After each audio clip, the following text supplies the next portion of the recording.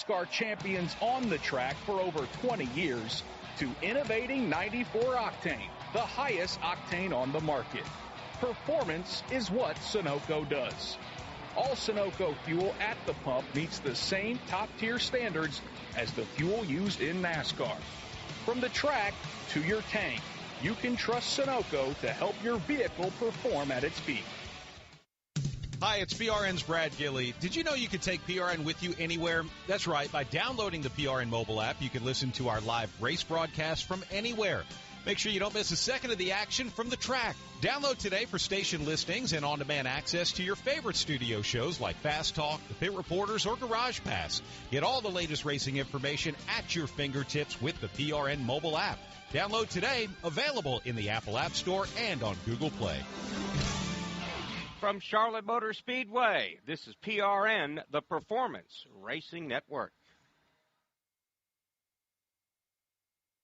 Anytime you get somebody at the front of the pack who's not used to running up there and who's not been there, the established names are going to scream. They're going to cry. They're going to whine. Oh, there's somebody else coming up here to get my trophy and get my money. It's Carson Hocevar. What's he doing up here? He had just as much right to get in there and force the issue, and if not for the caution, he's a race winner. Hey, this is Doug Rice of the Performance Racing Network. That's Fast Talk right here on PRN.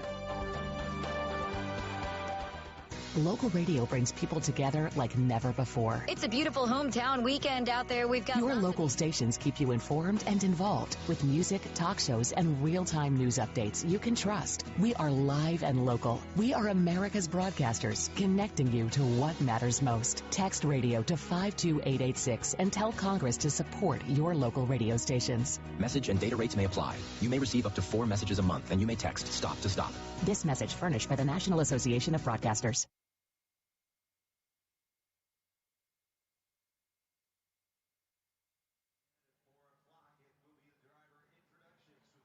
Welcome back to Charlotte Motor Speedway for practice and qualifying for the Coca-Cola 600. 1 minute till Group 1 rolls out for their 25-minute practice session. Let's go down to pit road and check in with Andrew Curlin.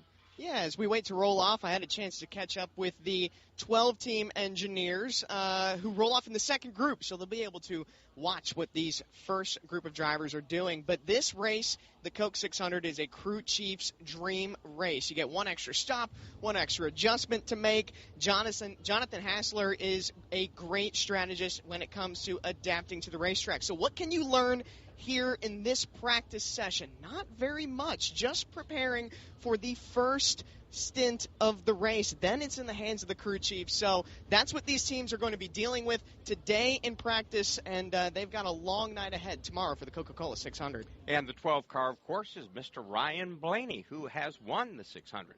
That's right, and Ryan Blaney, the only car out of the Team Penske shop, still looking for his first win of 2025.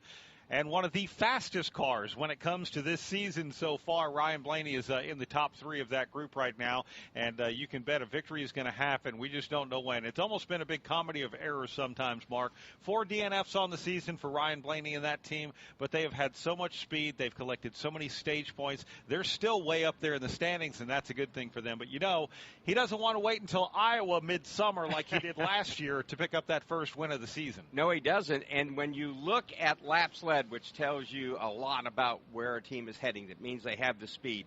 You got Joey Logano, number 4 in laps led, Cindric, number 5, Blaney, number 6, Barry, number 7. They have the speed. 3 of the 4 have won, so Blaney has the speed to win. It could happen this weekend, that's for sure. Let's go down now to Alan Cavana.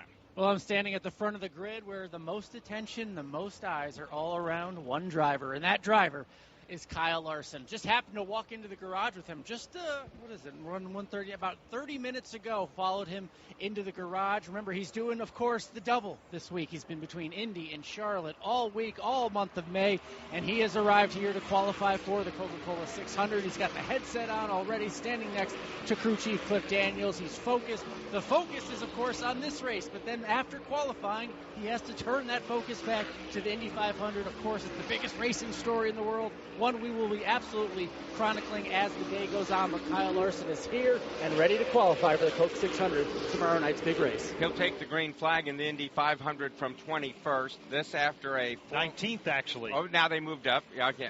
But 233 miles an hour for a lap average, and you're starting 19th. Exactly, yeah. I mean, come on. Yeah, reason why he moved up, a couple of Team Penske cars actually had their times withdrawn or DQ'd, whatever the proper way is in the IndyCar parlance, because they had something going on with the attenuator, which was against the rule book. But if you're Kyle Larson, Mark, look, he's already done this before. While he didn't get to run the full double last year, he understands what it's like to hop in the Indy car, hop in the stock car, go back and forth and all of that.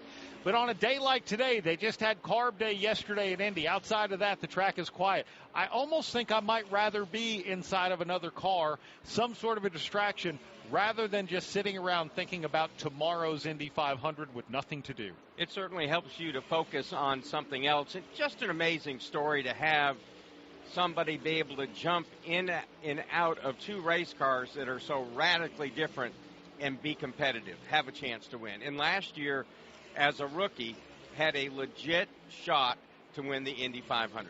Yeah. And it was tough to see that go away on a pit road speeding penalty, but nonetheless, everybody knew he was there, and if he could have run the race at Charlotte, certainly would have had a chance to win the 600. Yeah, and again, when it comes to IndyCar and NASCAR, these are not fastest car contests. These are races. And just because he didn't have the fastest car in qualifying, that actually goes to a rookie driver and a rookie team. Does not mean that they cannot race well and be the fastest to the checkered flag. Speaking of fastest, Carson Hocevar is now at the top of the speed chart here. Early on in this 25-minute practice session for Group 1, Ty Gibbs second quick, followed by A.J. Allmendinger, Denny Hamlin, Brandon Jones, or Eric Jones, rather, is fifth. If you're wondering, why is Denny Hamlin in Group 1? Well, after Texas, he blew an engine and finished last. Then went to Kansas Speedway, had a clutch failure, finished third to last. When it comes to the metric where they determine who goes into Group 1 and Group 2, well, Denny Hamlin's had a pretty rough couple of weeks. And by the way, even though points were given last week, they were just off in the All-Star race at North Wilkesboro Speedway. And again, though, when you look at this group, he's not the only named driver that is in this group. Ty Gibbs is there as well. And then you look at Michael McDowell. He's been a pole sitter this year. Carson Hocevar has been a pole sitter this year. They're in this group as well. So you never know. You got a bad race, the metric really sets you up in a bad way the next go-around. Yeah. And the reason why we talk about the metric, Group 2 is preferred. Now, they all qualify as one. It's the fastest to slowest in the combination of both groups. But what they do for practice, they cut the field in half, Group 1. The other half goes into Group 2. If you're in Group 2, especially if you have a teammate in Group 1, you have the benefit of watching this 25-minute practice session, either talking to your teammates, scanning other drivers, all of the things to form an opinion to actually give yourself a little more of an educated guess as to what you need to do to your race car. So now you go into your practice session with real data on what's happening on the track right now. If you're in Group 1, you don't have that same advantage and benefit. You're the guinea pigs going out there first. And you're the ones putting down rubber for the second group. And, of course, that may add some traction that they can use.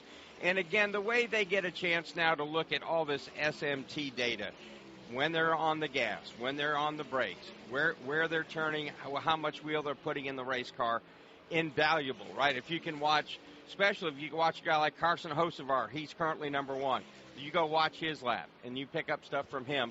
And I'm kind of old school. I wish that wasn't the case. You shouldn't be able to look inside and see how they make the secret sauce of a Denny Hamlin or a Kyle Busch or Carson Hocevar. Should be on your own, but that's just me. I'm a little old school. Yeah, a lot of eyes on Jimmie Johnson with his 700th career start. Of course, he had so much success here at Charlotte Motor Speedway.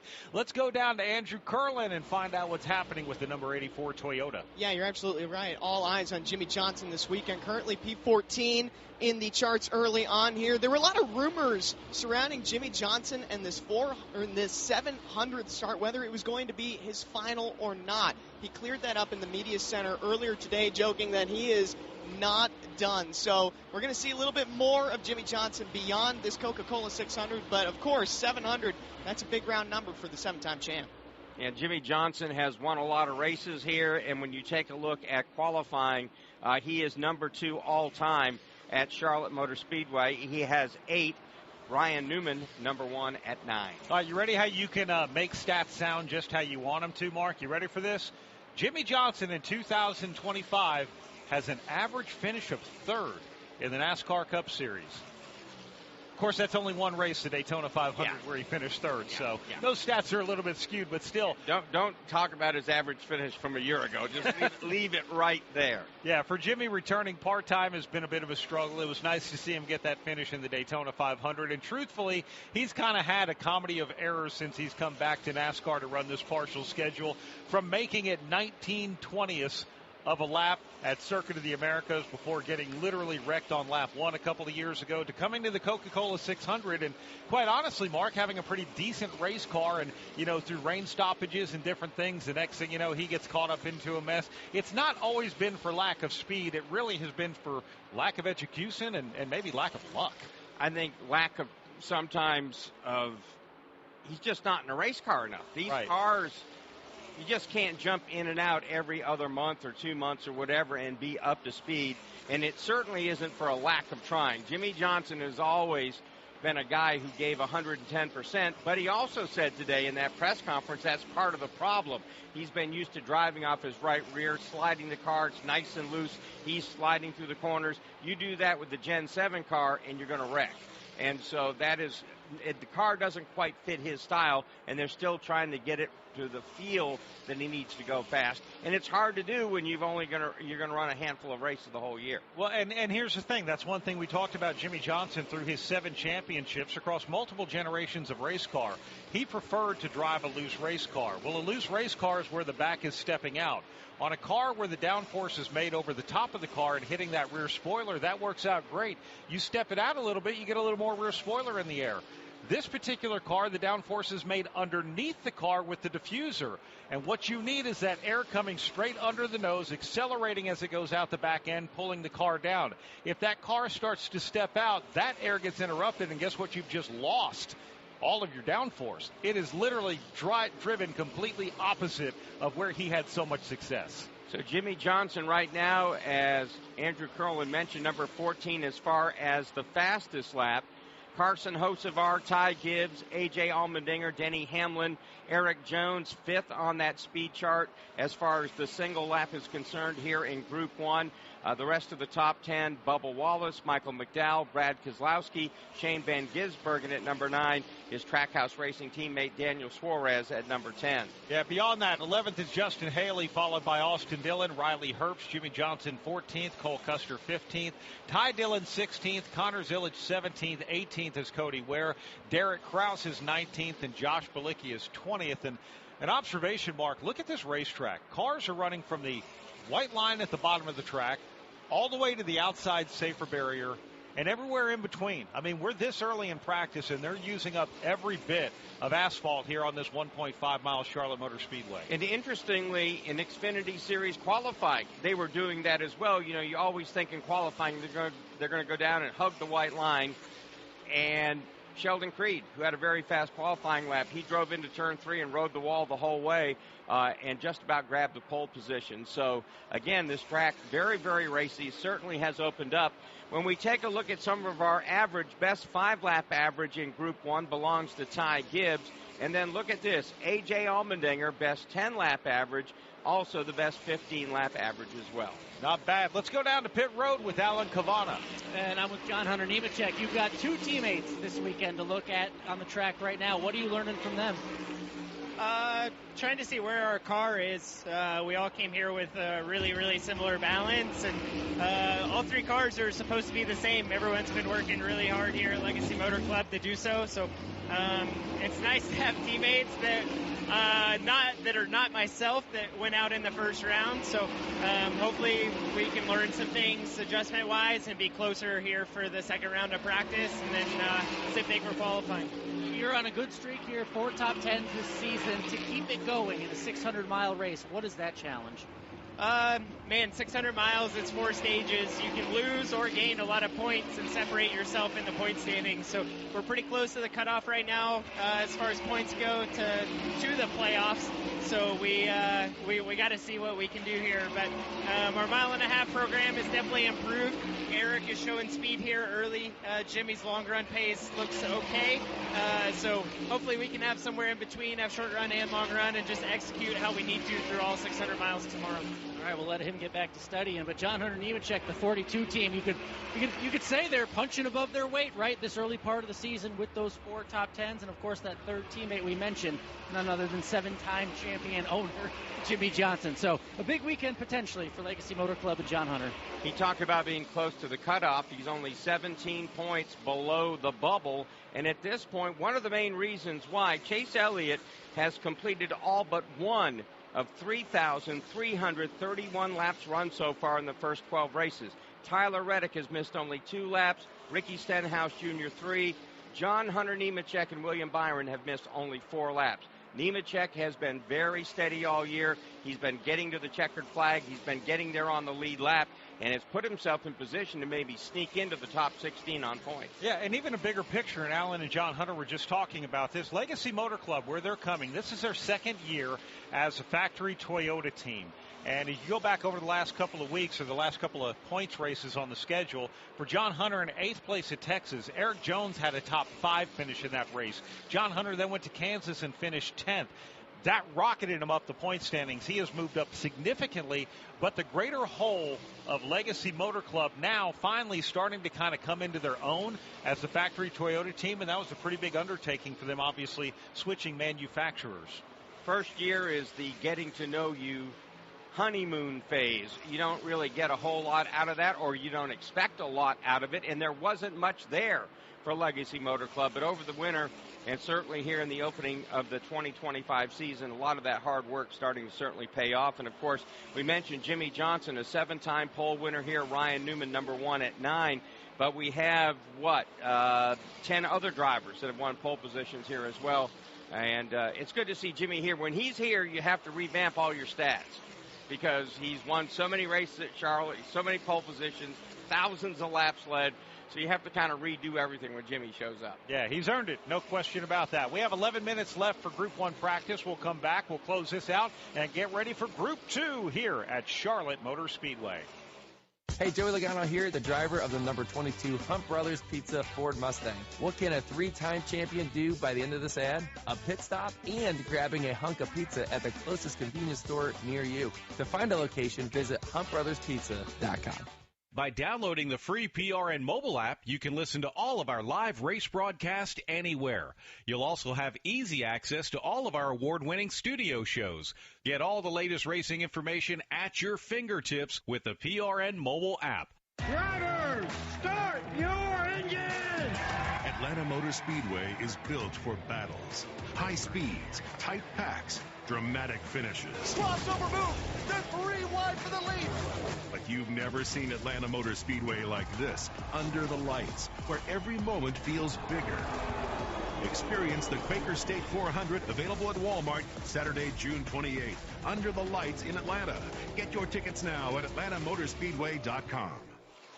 Just under 10 minutes left in this practice for Group 1 for the Coke 600. Coming up, of course, Group 2 practice and qualifying for NASCAR's longest race. Carson Hocevar currently has run the fastest lap in this group, and he has just brought that car back to pit lane. This is PRN, the Performance Racing Network. Whether it's skating around the racetrack on a set of rollerblades or turning laps in a Legends car, join JC Fickenshire on JC's Garage. All it takes is one win, and that one win can completely clear the driver's mind. I could even see it happening if Todd Gilliland wins a race or Noah Gragson wins a race, Zane Smith wins a race. These guys are guys who are just searching for one win, one chance. JC's Garage, wherever you listen to your favorite podcasts. Hey, it's Charlie and Debbie, along with NASCAR legend Kyle Petty, inviting you to join us for Kyle Petty's Back Then Again Country Countdown. Each week, we'll put it in reverse and take a trip down memory lane, looking back at that week's top 20 country songs from years past. We'll dive into what made those songs and artists move the needle, what pop culture trends made those years unique. And you'll get to hear me tell stories only I can tell. So don't miss Kyle Petty's Back Then Again Country Countdown right here each week.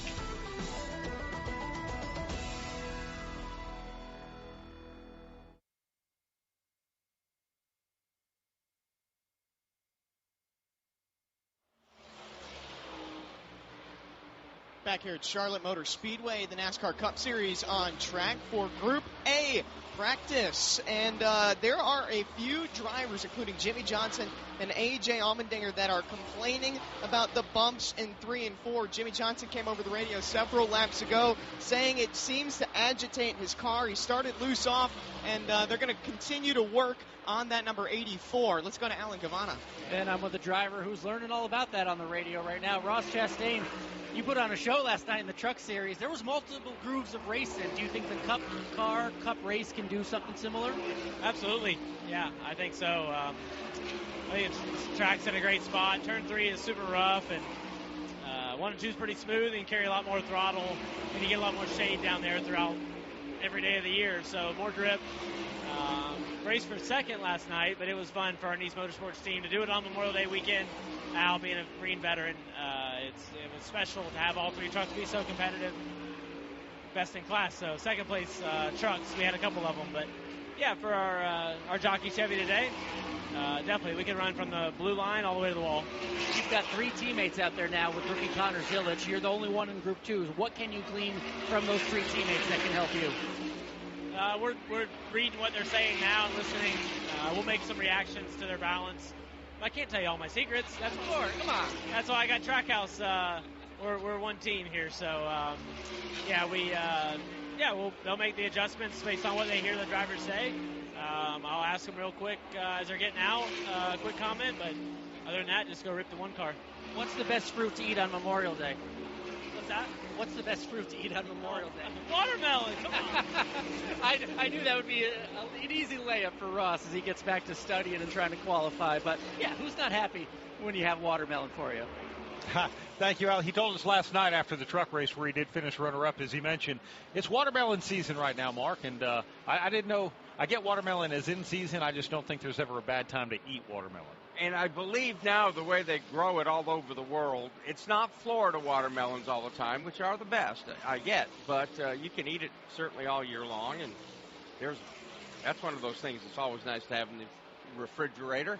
A little over 6 minutes left in this practice right now. Again, looking at some averages, 10-lap average, A.J. Allmendinger, followed by Ty Gibbs, Brad Keselowski, and then a couple of Spire Motorsports teammates, Michael McDowell, and then Carson Hocevar. Allmendinger quickest on the 15-lap average, again followed by Ty Gibbs, Brad Keselowski, and Michael McDowell. And then you have Connor Zilic sneaking in there in the 5th spot when it comes to the 15-lap average. It's interesting watching right now the driver who's made the most laps. Well, there's a handful of them. Denny Hamlin, Ty Gibbs, they both made 35 laps. We have other drivers out there that are still on their 34th, 35th lap, and so on and so forth. But then you have Carson Hocevar. It's been a little while since he's been back out, actually. He's run 24 laps so far. 22 laps for Michael McDowell. Those two are teammates at Spire Motorsports. Not sure what their strategy is. Shane Van Gisbergen, here's a driver who's, again, trying to acclimate himself with a lot of these ovals in a Cup car. He's been out for 25 laps so far. Cole Custer for 19. some teams approach, and Carson Hocevar just flew by, so he's back on the racetrack. A lot of times their team is just go out there and make a bunch of laps, and let's see how the tire degradation changes our lap time. Some other teams, they're going to need some adjustments. They need to make changes. That takes time during these very short practice sessions, of which we have less than 5 minutes to go in Group 1. Well, if you're a guy like Connor Zillich, you need as many laps as you can, so they just let him get out there and run lap after lap if he feels the car's pretty well underneath him. And sometimes when the guys don't run a whole lot of laps, then that tells you they either like the car or they got to leave it on pit road for a while to make some major adjustments and then go back out there. But Denny Hamlin's a guy that always likes to run a bunch of laps. He really wants to understand what his car is going to be like when the fuel is burned off and when the tires have begun to degrade a bit. Yeah, and, we talked earlier here in our show about how this track changes from day to night. We've seen it year over year. Someone might be lights out fast until the sun goes down, then all of a sudden things change. But the one thing that they can really learn here, especially going out there after making a ton of laps, Mark, tire degradation. What is it? How much time are you going to drop off after a run? What are we going to need to know? We're going to have a minimum of 7 pit stops in a 600-mile race. 4 stages for the Coca-Cola 600. This race holds more value than any other in terms of points that you're able to gain. And in those 4 stages, you're going to have to pit at each stage within the stage, and you're going to have to pit at the end of the stage as well. But what can you do for tire strategy? How can that dictate when in a 100-lap stage you come down to pit road? Do you do it on the back end of it? Maybe go 65, 70 laps? Do you split the stage? What do you do? These are things that can be learned here right now in practice. And, of course, a lot of that at the end of the race tomorrow night is going to come down to where you stack up against the other guys. And does the leader, does he jump on to pit road first and then he becomes the Pied Piper and everybody else has to come down pit road? We saw in the Craftsman Truck Series race last night, the car running second or third at the time, Lane Riggs, he jumped on to pit road. And then immediately the leader, Corey Heim, jumped on to pit road to match that move. And then, of course, he goes on to drive away from the field. Yeah, Micah McDowell is running 7th right now, and we've seen that team have speed on qualifying day. They failed pre-qualifying pre-race inspection twice. They lose their pit selection, and they lose a crew member as well, ejected from the garage area here at Charlotte Motor Speedway. They're not going to lose anything on starting spot. They're still going to start where they qualify, but they're going to be the last ones to make pit selection. That can be important. Having a crew member ejected as well, that's something that can have an impact on this team, even though once they finish qualifying, they're going to put covers on them back in the garage and roll them out for the Coca-Cola 600 tomorrow. The pit road thing is a big deal. If you happen to get trapped in a pit box with cars that you're racing around all night long, trying to get in, trying to get out can be a problem. And again, there's a lot of strategy that goes into picking your pit road spot, right? If you're a guy that's running up front, you qualify up front, you get to pick ahead of everybody else. You're trying to pick spots where you have an opening on pit road, or you're looking at cars. I think he's going to get lapped, so I'm going to pit in front of him so I have a good in, or the guy in front of me is going to be lapped, so I'll have a good out. So we'll see how this all plays out. But losing that selection, having to go last, is a bigger deal than people think. Let's go down to Alan Cavani.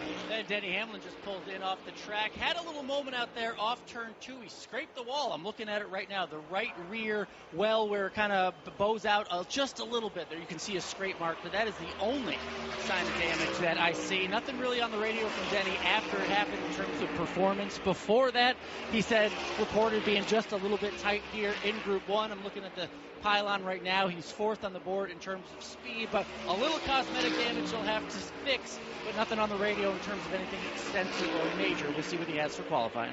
So Denny Hamlin has run 41 laps to this point, 43 and counting for Justin Haley. He has run the most, and all the Spire Motorsports cars just happen to be here in Group number 1. Yeah, here's the one thing, too. Denny Hamlin scraping the wall, you can go, oh, no, that's a bad thing. Honestly, Mark, I don't look at that as a bad thing. This is why you practice. You come out here to learn. Sometimes you don't know where the line is until you push it just over the line. And Hamlin not only scraped the wall, he almost hit the commitment box coming on to pit road, which that's not a violation during practice. But this is what you're supposed to do. You need to find where all the limits are. How can you maximize the car? If I'm a Denny Hamlin fan, I might actually like the fact that they're finding where those lines are here in practice. I think if you're Denny Hamlin, he wishes he kind of tooled it back just a notch all the way around. You never want to try to do too much damage to the car, but Denny, he's going to be a factor in this race. I mean, there's no question. I mean, they've had the speed. They haven't had the luck. They haven't had the finishes, but they have certainly had the speed. Yeah, the potential to be a contender. Practice wrapping up for group number 1 as we pause 10 seconds for station identification. This is PRN, the Performance Racing Network.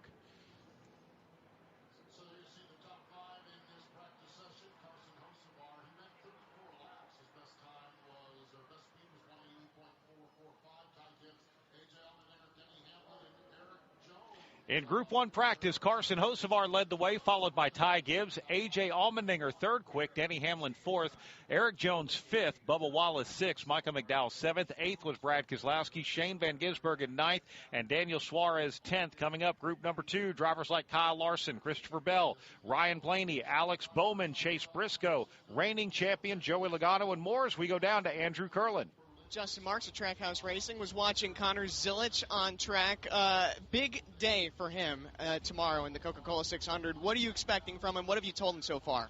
Well, I mean, as far as what we've told him, really, is just managing expectations. I mean, it's a big jump going from the Xfinity car to the Cup car. You know, first lap out here, first lap, you know, in a Cup car. At this mile-and-a-half racetrack. So it's just about learning. Like, just get the laps, understand the balance of the car, how it changes through the run. He's so smart, and he just gets it so quickly. So, you know, fired off, left a little bit on the table just having never done it before. But once we got into the race pace there, he was really one of the strongest cars out there after about 30 laps. So it's exciting. We're talking on the broadcast how much of a crew chief's dream the Coca-Cola 600 is. A lot of strategy involved. You have 4 cars in this race. Does that pose an advantage for Trackhouse Racing? Well, I think it's an advantage, you know, as long as adding that 4th car doesn't take anything away from the operation as a whole. So we've worked really, really hard to make sure, you know, that bringing a car for Connor and giving him an opportunity to get laps doesn't take anything away from the 1, the 99, and the 88. And it won't, because we've got an all-hands-on deck here. You know, we can bring a lot of people from the shop out to provide support at the racetrack. And this racetrack, or this race is amazing because of the endurance element to it. Every element of the race team gets to shine. Lots of pit stops, lots of opportunity for strategy, lots of changes on the race car. So, you know, hopefully one of these 4 cars will be in victory lane at the end of the night. It'd be pretty good for us. Thank you, Justin. The Coca-Cola 600, it's a fun one to watch because it challenges both the drivers and the race teams, Alan. And I'm with the winning crew chief from last year's Coca-Cola 600, Adam Stevens, the team of Christopher Bell as well.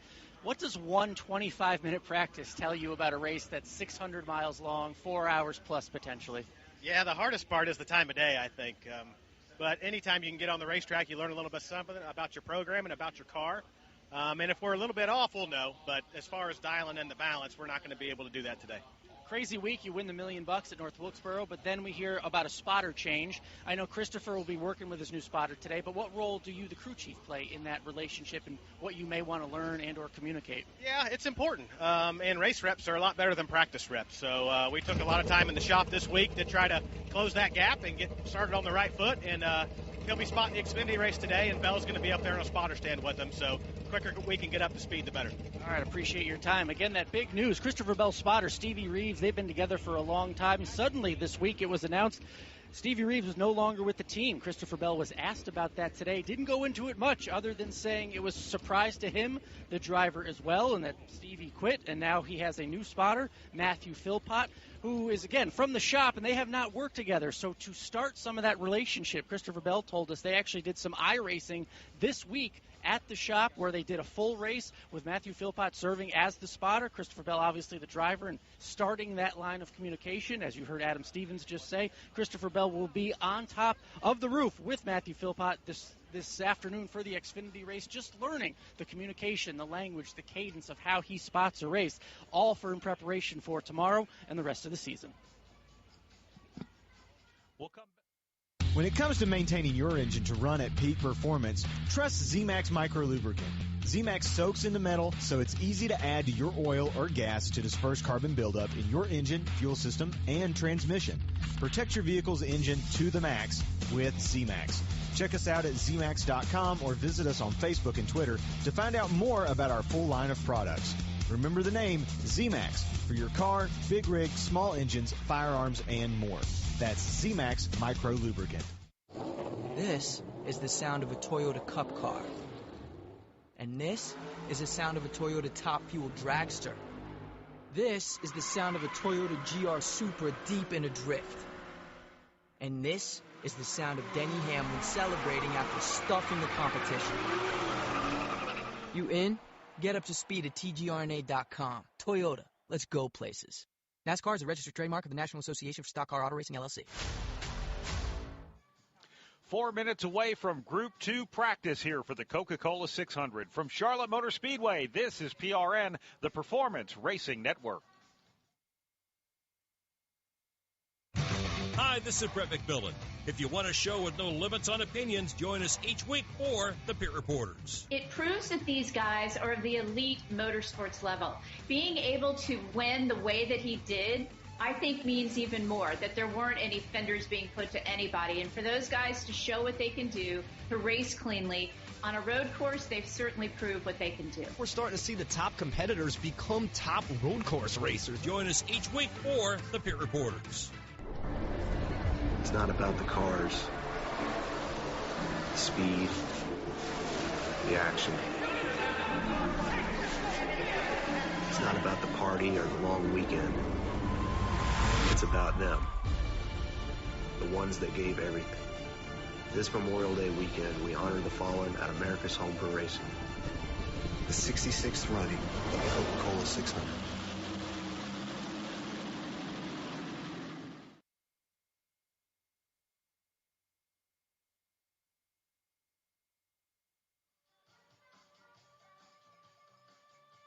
Welcome back to Charlotte Motor Speedway, getting ready for Group 2 practice for the Coke 600 to be followed quickly, of course, by qualifying for NASCAR's longest race.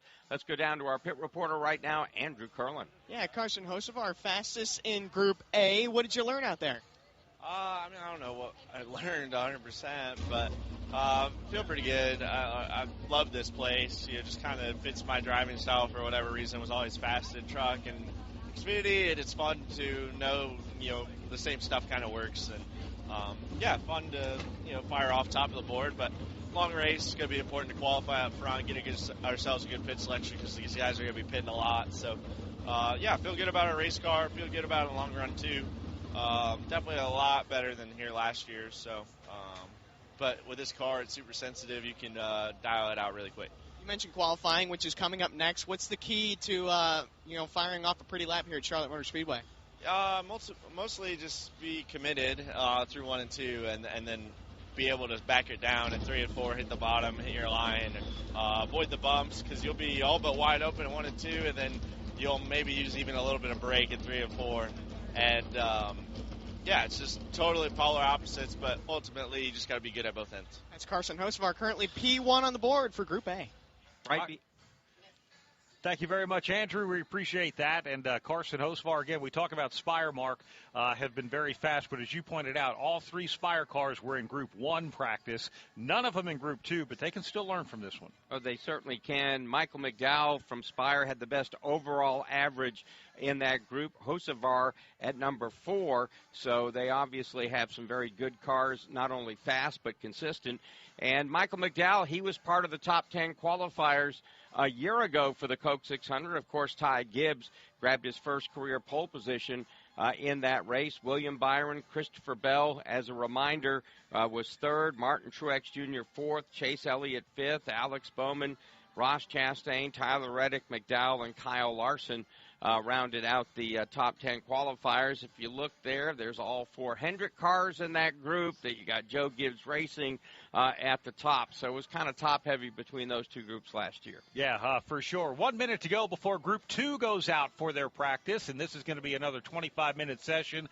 And drivers involved in this one, Kyle Busch, Noah Gragson, Ricky Stenhouse Jr., William Byron, Ross Chastain, Kyle Larson, Christopher Bell, Ryan Blaney. I mean, these are the cars that we expect to go fast. That doesn't necessarily mean they're going to go faster. Carson Hocevar right now putting down the fastest lap at a 29.926. That's just over 180 miles per hour. In fact, only 2 drivers eclipsed 180 miles per hour in an average lap time. That was Carson Hocevar at 180.445 and Ty Gibbs at 180.367. So the pole last year with Ty Gibbs, though, 29.353, so about, 5/6 of a second quicker there. Let's go to Alan Cavana. And Connor Zillis just got out of the car. You have to go 600 miles, 4+ hours tomorrow. You got 25 minutes of practice. Are you fully prepared? Fully prepared is probably an overstatement, but I got more and more comfortable as the session went on in my Red Bull Chevrolet. It's super cool to be running in the Cup Series again this weekend. Running the Coca-Cola 600 is really special to me. I grew up in Charlotte, and I've watched this race for a long time. So excited for tomorrow. Got some laps under my belt, and looking forward to the challenge. There's only so much you can work on in 25 minutes, especially when it's your first time in a car like this at this track. What's the priority list? What did you need to check off? Yeah, just run all around the racetrack and feel it out as much as I can. It's so much different to the Xfinity car, and we ran the session all the way out just to get me laps. I got 40 laps and feel better about it. So got more and more comfortable as the run went on, and by the end I feel like we were pretty competitive. So hopefully we'll be able to pick it up quicker tomorrow and get better each run. And of course, Xfinity today, Cup tomorrow, 900 miles. How's your back? My back's great. It's been a process and a journey, and it's been frustrating having to sit out, but I'm glad to be back. Good to see the young man nice and healthy and ready for 900 miles, Andrew. Yeah, A.J. Allmendinger was P3 on the board in Group A. I heard you complaining a little bit about the bumps. What is it like behind the wheel of the race car? Well, I think it's not so much complaining about the bumps. It's a realistic expectation of what actually is going to be an expectation. Like, I feel like you ask every driver here, they're like, probably say they can get a little bit better over the bumps, but our leaf filter gutter protection Chevy was really quick. Some of it's me trying to run the top and get comfortable up there, but overall I thought it was a good practice. We're going to go out early in qualifying, which not ideal, but at least it was a good start to the day. Do you feel like 25 minutes was enough time to dial your car in for a long race tomorrow? Well, we know this track is very heat sensitive. It goes through a lot of changes through the 600. I think more than anything, felt like through practice we were close enough we don't have to wholesale the thing. So go try to get a good lap in and hopefully start, probably realistic expectations, start near the top 20 and then long race tomorrow. A.J. Allmendinger, one of the early ones to go off in qualifying, which is next after Group B. Thank you, Andrew. Thank you very much, Alan. One thing to point out, too, Mark, we were talking earlier about Jimmy Johnson making his 700 start. Ty Gibbs, who was second quick in Group number 1, is making his 100th career start in the Cup Series this weekend.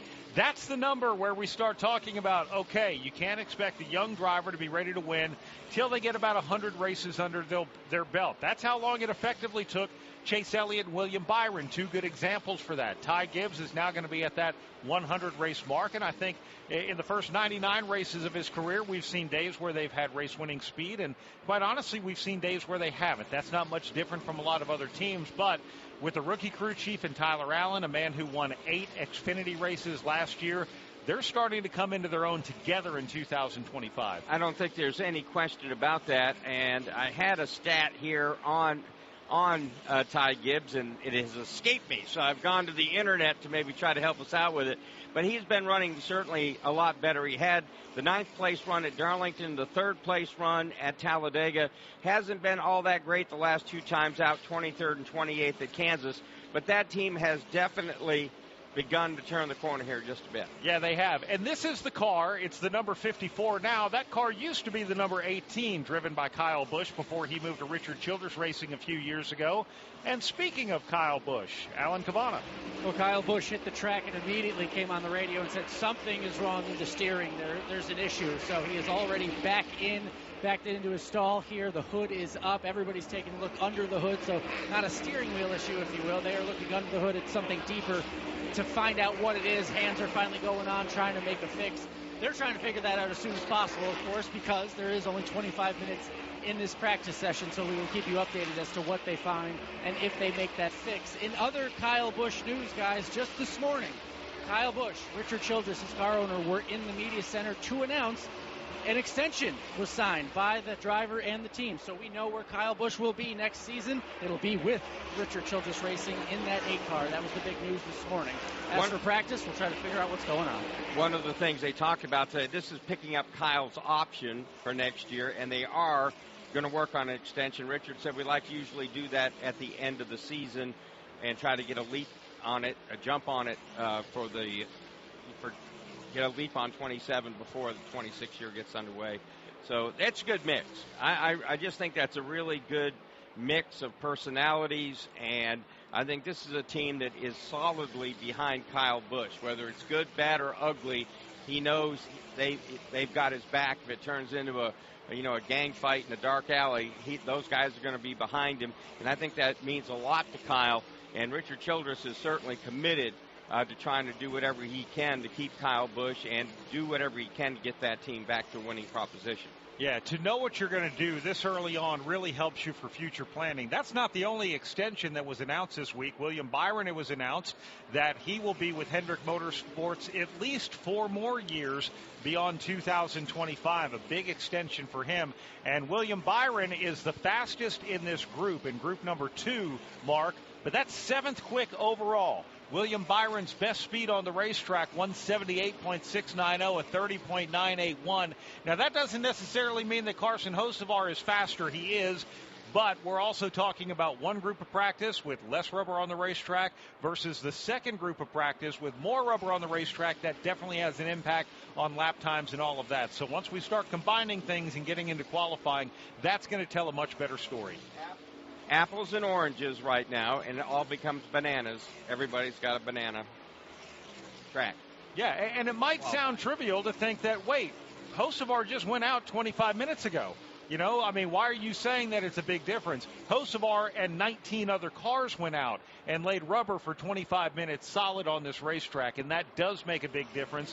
Temperature is rising, sun is coming out. We actually have a beautiful sky here and a beautiful day in front of us. So a lot of these things start to change, and we've heard from both Alan Cavana and Andrew Curlin and people they've talked to just how temperature sensitive and how much this track is prone to change as it starts to wear and as the day and night goes on. That's been a popular refrain here at Charlotte Motor Speedway, it seems, forever. The weather conditions, the track, even after they've had multiple repaving jobs and things like that, it has remained one of those tracks the drivers have talked about, very temperature sensitive, certainly sensitive from daytime to nighttime, which always makes the Coke 600 the animal it is.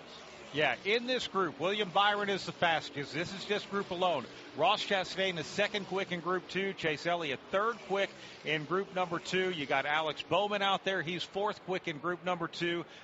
Putting that in perspective, overall, Byron is 7th. Chastain is 8th. Elliott is 10th. Bowman is 15th.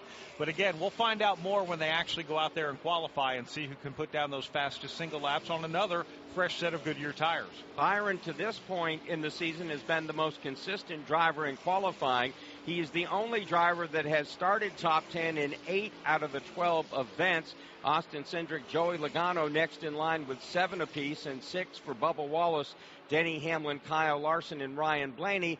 Not to mention that William Byron is the only driver in the single digits when it comes to an average starting position at 9.3. So he has been super consistent all year long when it comes to qualifying. Yeah, that's impressive. Anytime you're single digits in either average starting spot or average finishing spot, that says you're having a good season. That's why William Byron has led the point standings for most of the season, although he did give it up to Kyle Larson after running into trouble at Kansas Speedway, with Larson gaining the maximum 61 points available in that race. First driver, now that we have the Xfinity fastest lap bonus point, first driver now to gain a maximum number of points in a single race. That helps a lot when you're going 61. And, of course, this weekend you could go potentially 71 with that extra stage. William Byron, we mentioned 9.3 average start position. Then it drops down to Austin Cindric, 11.2. Chris Buescher, 11.4. Kyle Larson, just under 12 at 11.9. So, again, William Byron clearly is certainly the best so far in qualifying this year. Let's go down to Andrew Curlin. Yeah, as if there weren't enough challenges that the drivers are facing here at Charlotte Motor Speedway, I got a chance to catch up with Ricky Stenhouse Jr. earlier in the week, asking him what is difficult about this place. He told me pit road. You have to start slowing up on the racetrack on turn 4. So Pit road entry is difficult. Then he even said the bumps on pit road make it tricky to keep their lights steady, and some drivers, including him, may have to drag the brake to maintain a smooth pit road speed. So every single inch of this racetrack is going to be a challenge for these drivers come tomorrow. Speaking of Ryan, Ricky Stenhouse Jr., Ryan Blaney has just pulled in front of us. Always new paint schemes, right? Yeah. The 600, even if you have a standard paint scheme, they change it a bit. They put a little bit of patriotic flair into it. Ryan Blaney's car is very unique this weekend. Kind of a red, black, blue, white kind of thing going on for Ryan Blaney. So some of the fans might not recognize that car right off the bat. Yeah, body armor colors for Ryan Blaney this weekend. You know, it's interesting, and I had not really considered this, what Andrew Curlin just told us, what he's referencing when he says keeping their lights where they need to be. The Cup Series cars and the Craftsman trucks all have digital dashes. While, yes, you can actually have on that digital dash a working tachometer, there's some latency right there, but that's not how they work on their pit road speed. The crew chiefs actually set the lights on the digital dash. You might have 8 lights across the top of the digital dash going from green to yellow to red, and a crew chief will tell you, I need you to be in second gear, 1 yellow. You might hear that if you're at the racetrack with the racing electronic scanner. The spotters telling their drivers of that. Second gear, 2 yellow, whatever it might be.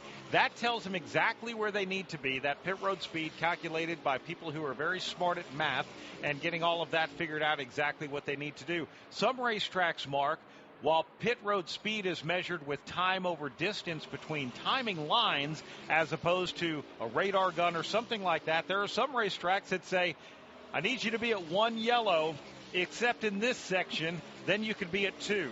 Or I need you to be at 3 green, whatever it might be, just simply the way that they're spaced and the way someone might have calculated the time over distance. So pretty fascinating what they're doing, but thinking about how a bump can upset that with these very rigid suspensions. So the idea is to max it, but not max it so much that you go that from 0.49 to 5 over the speed limit. And again, you want to get all you can get, especially under green. But, man, if you miss it and you get penalized, could be your race. Yeah, Done right there. Yeah, that's absolutely correct. Alec Cavana was giving us an update on Kyle Busch earlier about steering issues. What can you tell us now, Cavana? Well, still trying to diagnose exactly what it is, other than there is still a major issue. Kyle Busch has not left pit road, has not made any laps quite yet. The hood's still up. There are a bunch of hands underneath the hood trying to fix whatever this steering issue is. Some of them are from Austin Dillon's crew. Some of them are from the 8 crew. You can see the different uniforms. Some of Kyle Busch's crew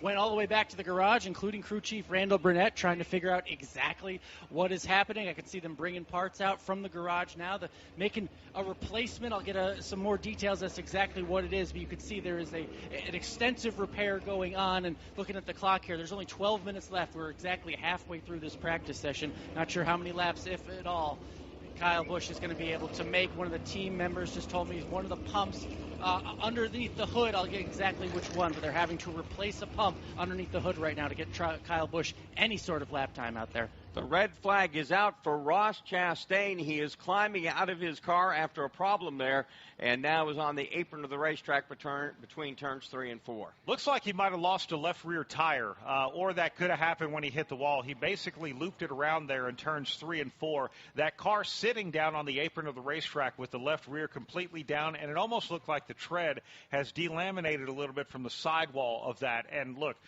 you can get aggressive, and crew chiefs have the ability to fail tires in that, depending on what they're doing with their air pressures and their cambers. Ross Chastain so far, 8th quick.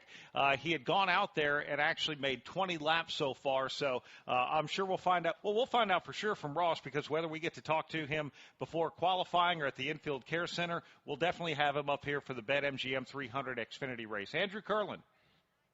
Yeah, I just checked in with the team of Ross Chastain. He came over the radio and said he had a tire go down, so that was the issue with the one car. So, and if I was making a bet, I would say that they're going to probably have to go to a backup car. That was a pretty good lick in the wall for Ross Chastain. Yeah. Without knowing, look, the outside of the car can look fine. The underside of the car is the one that we'll see the real damage in, and that's a really tough thing for them. Now we're understanding, we get word now, a power steering pump is the problem for Kyle Busch. Under the red, we'll take a quick break and come right back to Charlotte Motor Speedway. And we're back with the action. Coke Zero Sugar might be the best Coke ever. That's right, Jim. With an irresistible taste and zero sugar, Coke Zero Sugar is a must-try for any sports fan. So make sure you... Wait, Jim, I didn't mean try it right now. We're still on the air. Best Coke ever? Take a taste, Jen. Really? No, not right now, Jen. We got a game to call. Hey folks, it's Doug Rice. Did you know you can take PRN with you anywhere? By downloading the PRN mobile app, you can listen to our live races just about any place on the planet, and you will not miss a second of the action. Plus, you can hear our shows like the fantastic editions of Fast Talk, plus Brett McMillan on the Pit Reporters and Mark Garrow with Garage Pass. Get all the latest racing information right at your fingertips. The PRN mobile app, available at the Apple App Store and on Google Play. Under the red in Group 2 practice here at Charlotte Motor Speedway as Ross Chastain has had a tire go down. His car spun, hit the outside safer barrier driver's side, so they'll get everything sorted out. Ross is going to the infield care center for that mandatory trip. In Las Vegas, pedal to the metal is all we know on or off the racetrack, whether you're there for NASCAR, live music, incredible restaurants, or world-class entertainment. Vegas is the town that never slows down. With so many ways to play and so much to explore, Las Vegas encourages you to go all out. Head to visitlasvegas.com for more. From Charlotte Motor Speedway, this is PRN, the Performance Racing Network. Reddick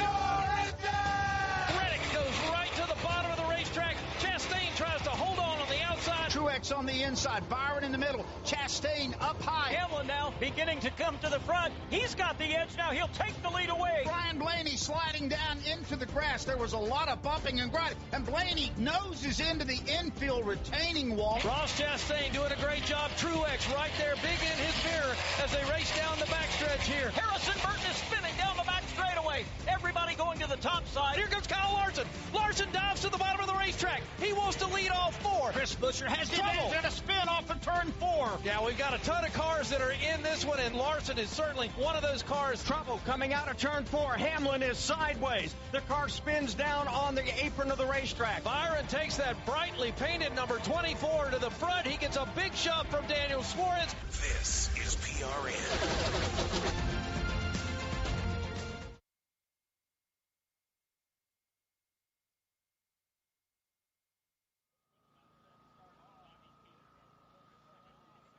Back here at Charlotte Motor Speedway with 7-time champion Jimmy Johnson. You were in Group A here in practice, so what did you learn?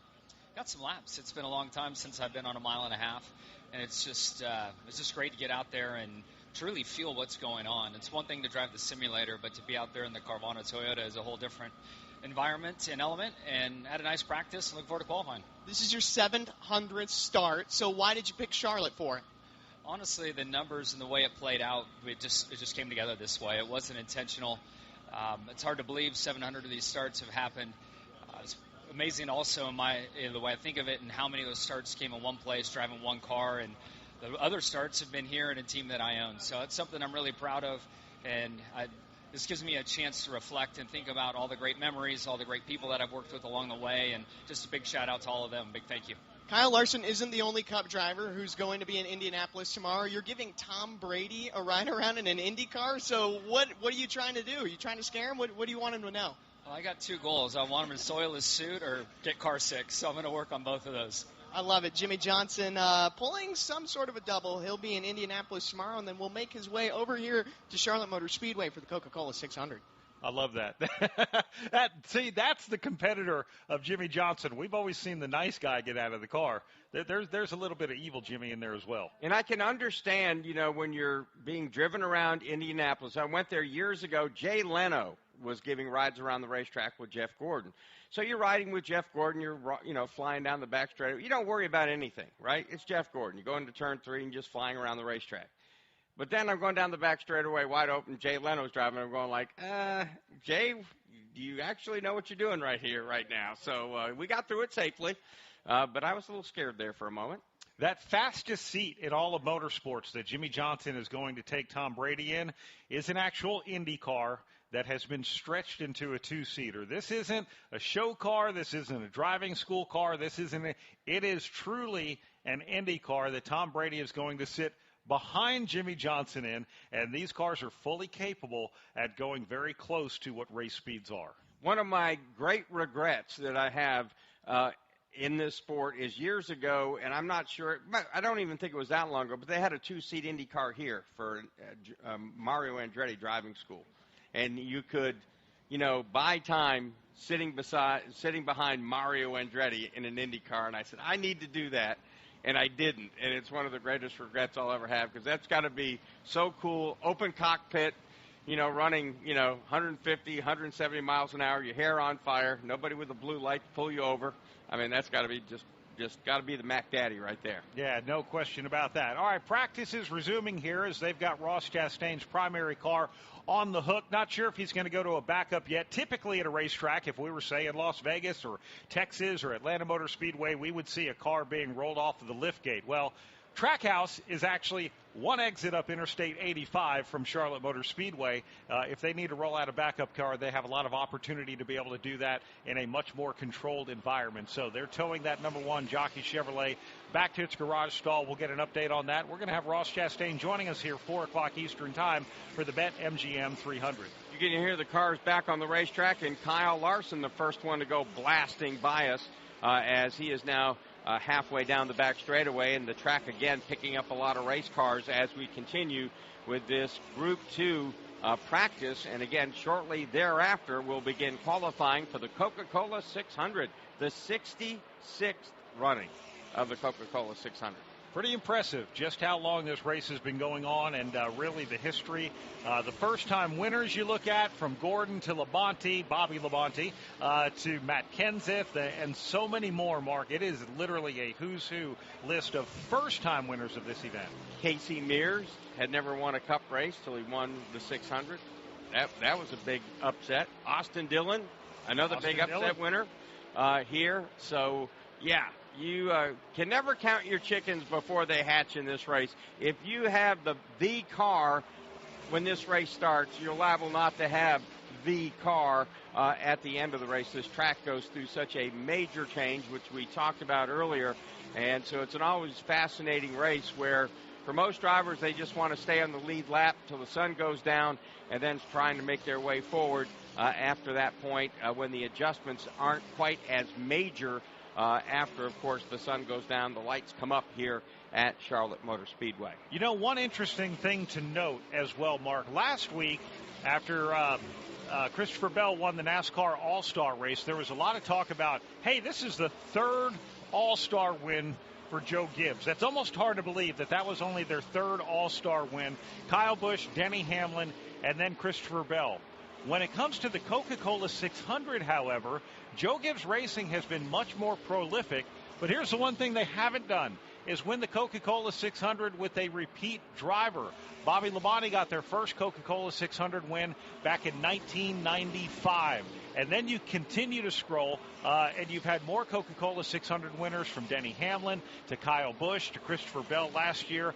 Carl Edwards also won one with them as well. Don't forget Martin Truex Jr. He put the biggest butt whipping on anybody ever in the Coke 600 in a Joe. Oh, that was a Furniture Row car. But he also won in a Joe Gibbs car. Let's go down to Andrew Curlin.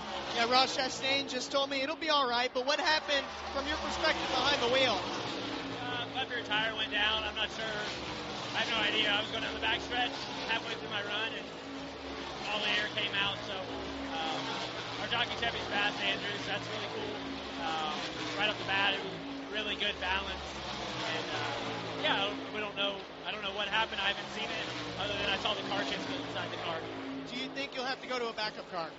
I don't think so. I think with Gen 7 they can re-bolt stuff on. We'll either scan it here or go back to the shop. That's up for Phil Surgeon and Trackhouse. I'm along for the ride, so we will not qualify. I can confidently say that. Well, Ross Chastain, he'll be starting in the back of the field tomorrow for the Coca-Cola 600. He will not qualify, as he said. Well, qualifying has been kind of the problem for them all year long. He has always, though, raced a whole lot better than he qualified. So Ross Chastain has only one direction to go tomorrow night, and that's forward. He'll probably do that pretty well. Yeah, his average for the season he is qualifying 10 spots worse than what they're finishing. Or wait, let me turn that around. They're finishing 10 spots better than what they're qualifying on average throughout the season. I mean, that was truly highlighted at Texas, where they qualified 31st and ended up finishing the race second. And we talked about that with Ross during the Xfinity broadcast at Texas as well. Just the disconnect between Saturday and Sunday with that team. And he was pretty vocal after that race also, Mark, about saying, we got work to do on Saturday, so we don't have to fight as hard on Sunday. You know, there's a lot of drivers over their careers that have had trouble qualifying. Back when I used to do a lot of fantasy racing with ESPN, different things like that, my rule of thumb, I had one major rule of thumb. If Matt Kenseth qualifies top 10, pick him. He always races better than he qualifies. And so that's a car that always seemed to start far back in the pack, make his way to the front, and what did he end up with? A Hall of Fame career. So, yeah, it's qualifying's nice, but, again, it's how you run the race, and Matt Kenseth was one of those guys that always raced better than he qualified. I think Ross Chastain kind of falls into that as well. Yeah, I would agree, and this is a 400-lap 600-mile race, won in 4 stages. So for Ross Chastain, starting at the back of the Coca-Cola 600 is not necessarily devastating, not an ideal situation. What is devastating is because they're not going to go out there and qualify. They're not going to have any type of a top choice in pit selection. That's going to be a tough thing for them. And not only for them, truthfully, Mark, this could actually ultimately penalize another team because they're not qualifying. They're going to get a bad pit selection. That means they might be pitted next to someone who gets a great pit selection, but because of where they're pitting, now it's not just going to be Ross. It could be someone else having to drive around each other coming on and off of their pit stall. And the other thing that I think it does, when you start way back in the pack, I think it opens up the box for your crew chief as far as strategy, right? So you can pull some things off back there that you might not want to do if you had good track position to begin with. So, again, they'll move forward. How far, we don't know. But Ross Chastain will definitely be going forward tomorrow night. Yeah, during his championship season in 2021, Kyle Larson won the Coca-Cola 600. Had a devastating first half of the race. Just a comedy of errors. Got caught up in things, had penalties, went to the back. And there's some famous audio that's out there of Cliff Daniels right in the middle, basically giving one of the best halftime speeches I think I've ever heard from any coach, effectively saying, first half happened, that doesn't matter. We have 200 more laps. We have 300 more miles to go. Let's get your head right. Let's get all of our heads right. Let's go out there and win this race. And Kyle Larson added a major to his list of wins, a crown jewel event. He was channeling Vince Lombardi right there. It was pretty darn good. Yes, it was. Yeah, and give Cliff Daniels a lot of credit. Speaking of Kyle Larson, who's been back and forth between Indianapolis and North Carolina, remember, Larson did run the All-Star race last week. Right now, he is 21st overall. That puts him top 10, at least in group number 2 here. But, again, they want to come qualify well when Kyle Larson gets back from the Indianapolis 500 tomorrow and hops in this number 5 HendrickCars.com Chevrolet. He's going to want to have a great starting spot. And right now, overall, he is 21st, still on the track as they just gave him the 5-minute call. Actually, 4 minutes left in this session. Want to remind everybody, coming up at 4 o'clock Eastern time today, the BetMGM 300 for the Xfinity Series here at Charlotte Motor Speedway. After a great truck race last night, Corey Heim, the winner of the North Carolina Education Lottery 200, did it in a big way. Dominated, swept both stages, won the race, the first driver to do that in trucks this season. Yeah, very impressive what Corey Heim was able to do. A lot of tough challengers out there, from Ross Chastain to Kyle Busch. Quite honestly, Lane Riggs and some of the Truck Series regulars, it was one heck of an event. And a great crowd here last night for the North Carolina Education Lottery 200. Sellout crowd coming up here on Sunday, we're expecting, and a lot of cool things happening here for the Coca-Cola 600 weekend. It really was a nice crowd last night, and it was kind of surprising because in past years, sometimes it got a little thin on Friday night, but the camping area in the infield, it was packed. We had a big crowd in the grandstands. It had a great feel to it, and I think that's one of the reasons why certainly the regulars on the Craftsman Truck Series went out there and dug a little harder last night. It's nothing like having a bunch of fans in the grandstands cheering you on. Yeah, and it was great.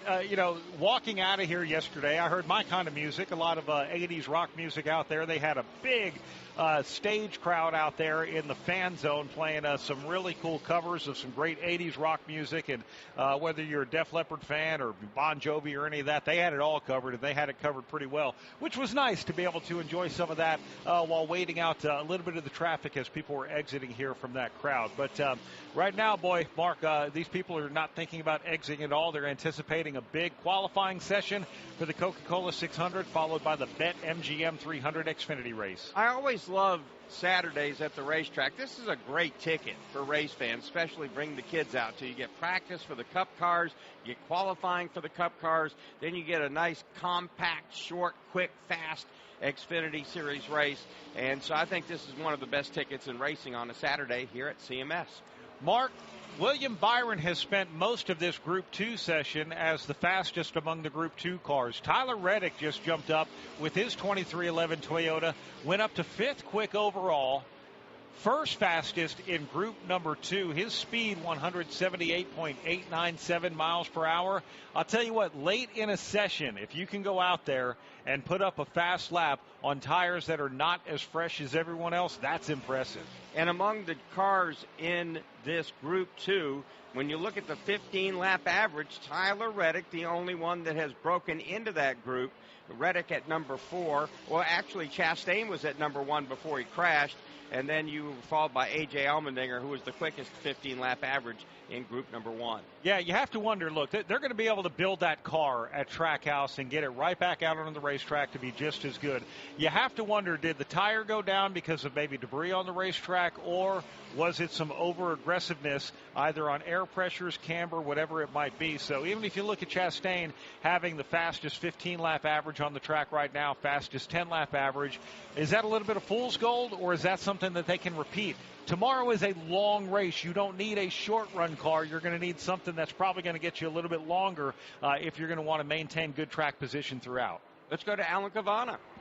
And just keeping an eye on Kyle Busch as we have throughout this practice. It does not look like he's going to be able to go out there and get any practice time. The hood is still up. There's still 1, 2, 3, 4, 5, almost 6 crew guys underneath the hood working on this. Again, last we diagnosed it was a power steering issue. They were replacing the power steering pump. Checking with the team, they said, yeah, we're going to replace the pump, but we still have to verify that that's indeed the issue and then go on and see if there's any potential more issues going on. So just a matter of time. They're trying to fix it as quickly as possible, but it does not look like they're going to get any time there on track.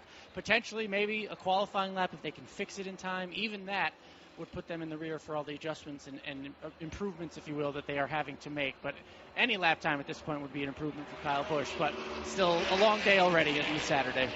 Has to be maddening for that team and crew chief Randall Burnett, because they go through these cars with a fine-tooth comb. I mean, it's amazing to go on the floor at RCR or any of these race shops and see how particular they are with every nut and bolt and everything they do with the race car. Everything is checked, double-checked, triple-checked, and then you get to the racetrack and it fails as soon as he goes out in the racetrack. Has to be maddening. Yeah, all the details you need. And Alan pointed out something, unapproved adjustments. These cars have already been inspected for not just qualifying but for the race, so any adjustments like that would mean they have to go to the back. So you say to yourself, well, why would you want to go qualify? Well, number one, you just want to make a lap or two around the racetrack just to make sure what you're feeling in the car is secure. But number two, even if you have to go to the back due to unapproved adjustments, you are still qualifying for pit selection. And that's crucial to get a good pit selection here at Charlotte Motor Speedway. Practice has concluded for group number 2, Mark, and the next thing we know, we're going to see them out there on the racetrack to go out and qualify for the Coca-Cola 600. Progressive knows there are two things RV owners love: to travel and relax. And they like to take both nice and slow. Just like this commercial. And what's more relaxing than the peace of mind knowing their RV is protected by Progressive? Now here comes the fast part. Progressive Casualty Insurance Company and Affiliates. Get ready, race fans. NASCAR is back in Music City with a new name, the Cracker Barrel 400. Guitars, fast cars, and the comfort of Cracker Barrel's country hospitality. May 30th through June 1st. The action kicks off Friday night at Nashville Super Speedway with the Rackley Roofing 200. Then the Tennessee Lottery 250 on Saturday. And Sunday night, NASCAR's top stars under the lights in the Cracker Barrel 400. Get your tickets now at NashvilleSuperspeedway.com.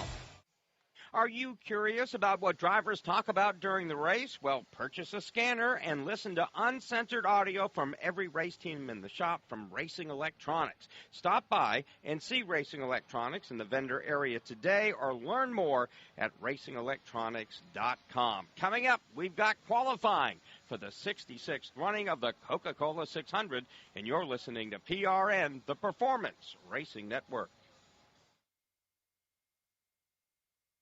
NASCAR memory with Doug Rice and Kyle Petty. One of the most iconic moments in the history of the sport. Your dad and David Pearson racing for the win at Daytona 76. I learned more from my dad in that moment than probably all the years of being his son before that. Ran that race, comes down to the last lap. Pearson passes Petty. Petty passes Pearson. My dad passes him going into turn 3, sweeps up in front of him. They kind of cross over. They get together coming out of turn 4. Even though they're running 180, 90, 200 miles an hour, it's the most slow motion wreck in the history of time.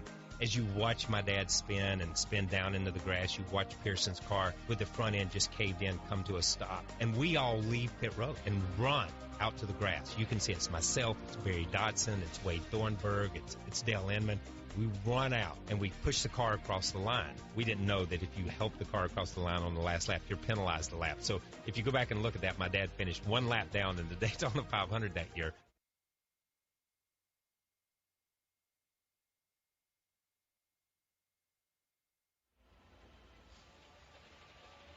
Back here live at Charlotte Motor Speedway, getting ready to qualify for the Coca-Cola 600, and I have a driver of a fast car, at least according to practice. Bubba Wallace, 7th on the board. What's that mean for you in qualifying?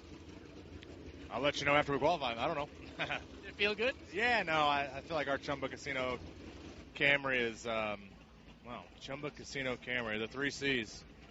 Hopefully that's like 3 sevens, like lucky sevens, you know? Boom. Like a casino. Yeah, exactly. Good at the sponsor stuff. Look at that. I hope it's good. Like, feel good coming here to Charlotte. We unloaded with some speed. Our balance was just a little bit on the tight side, but all in all, just really happy with it. Had a decent practice. So we'll go out here and lay it on the line and go home and sleep in our own bed tonight. It's nice. What's the balance of trying to get a good qualifying lap, but what you also want to know for 600 miles? Yeah, well, you kind of – right now you switch over and just going out and doing a lap. And, you know, we debriefed right after practice to – set ourselves up for the best 600 miles tomorrow. But honestly, right now, you got to just throw that away for the moment and go do a mile and a half. That's it. So it's more time in the series. You get used to it, especially with this schedule. Things happen quick, so got to be able to compartmentalize and make the most of it. All right, Bubba Wallace getting ready to go out. He makes it sound easy. What's just 1 mile and a half? That's all you got to do.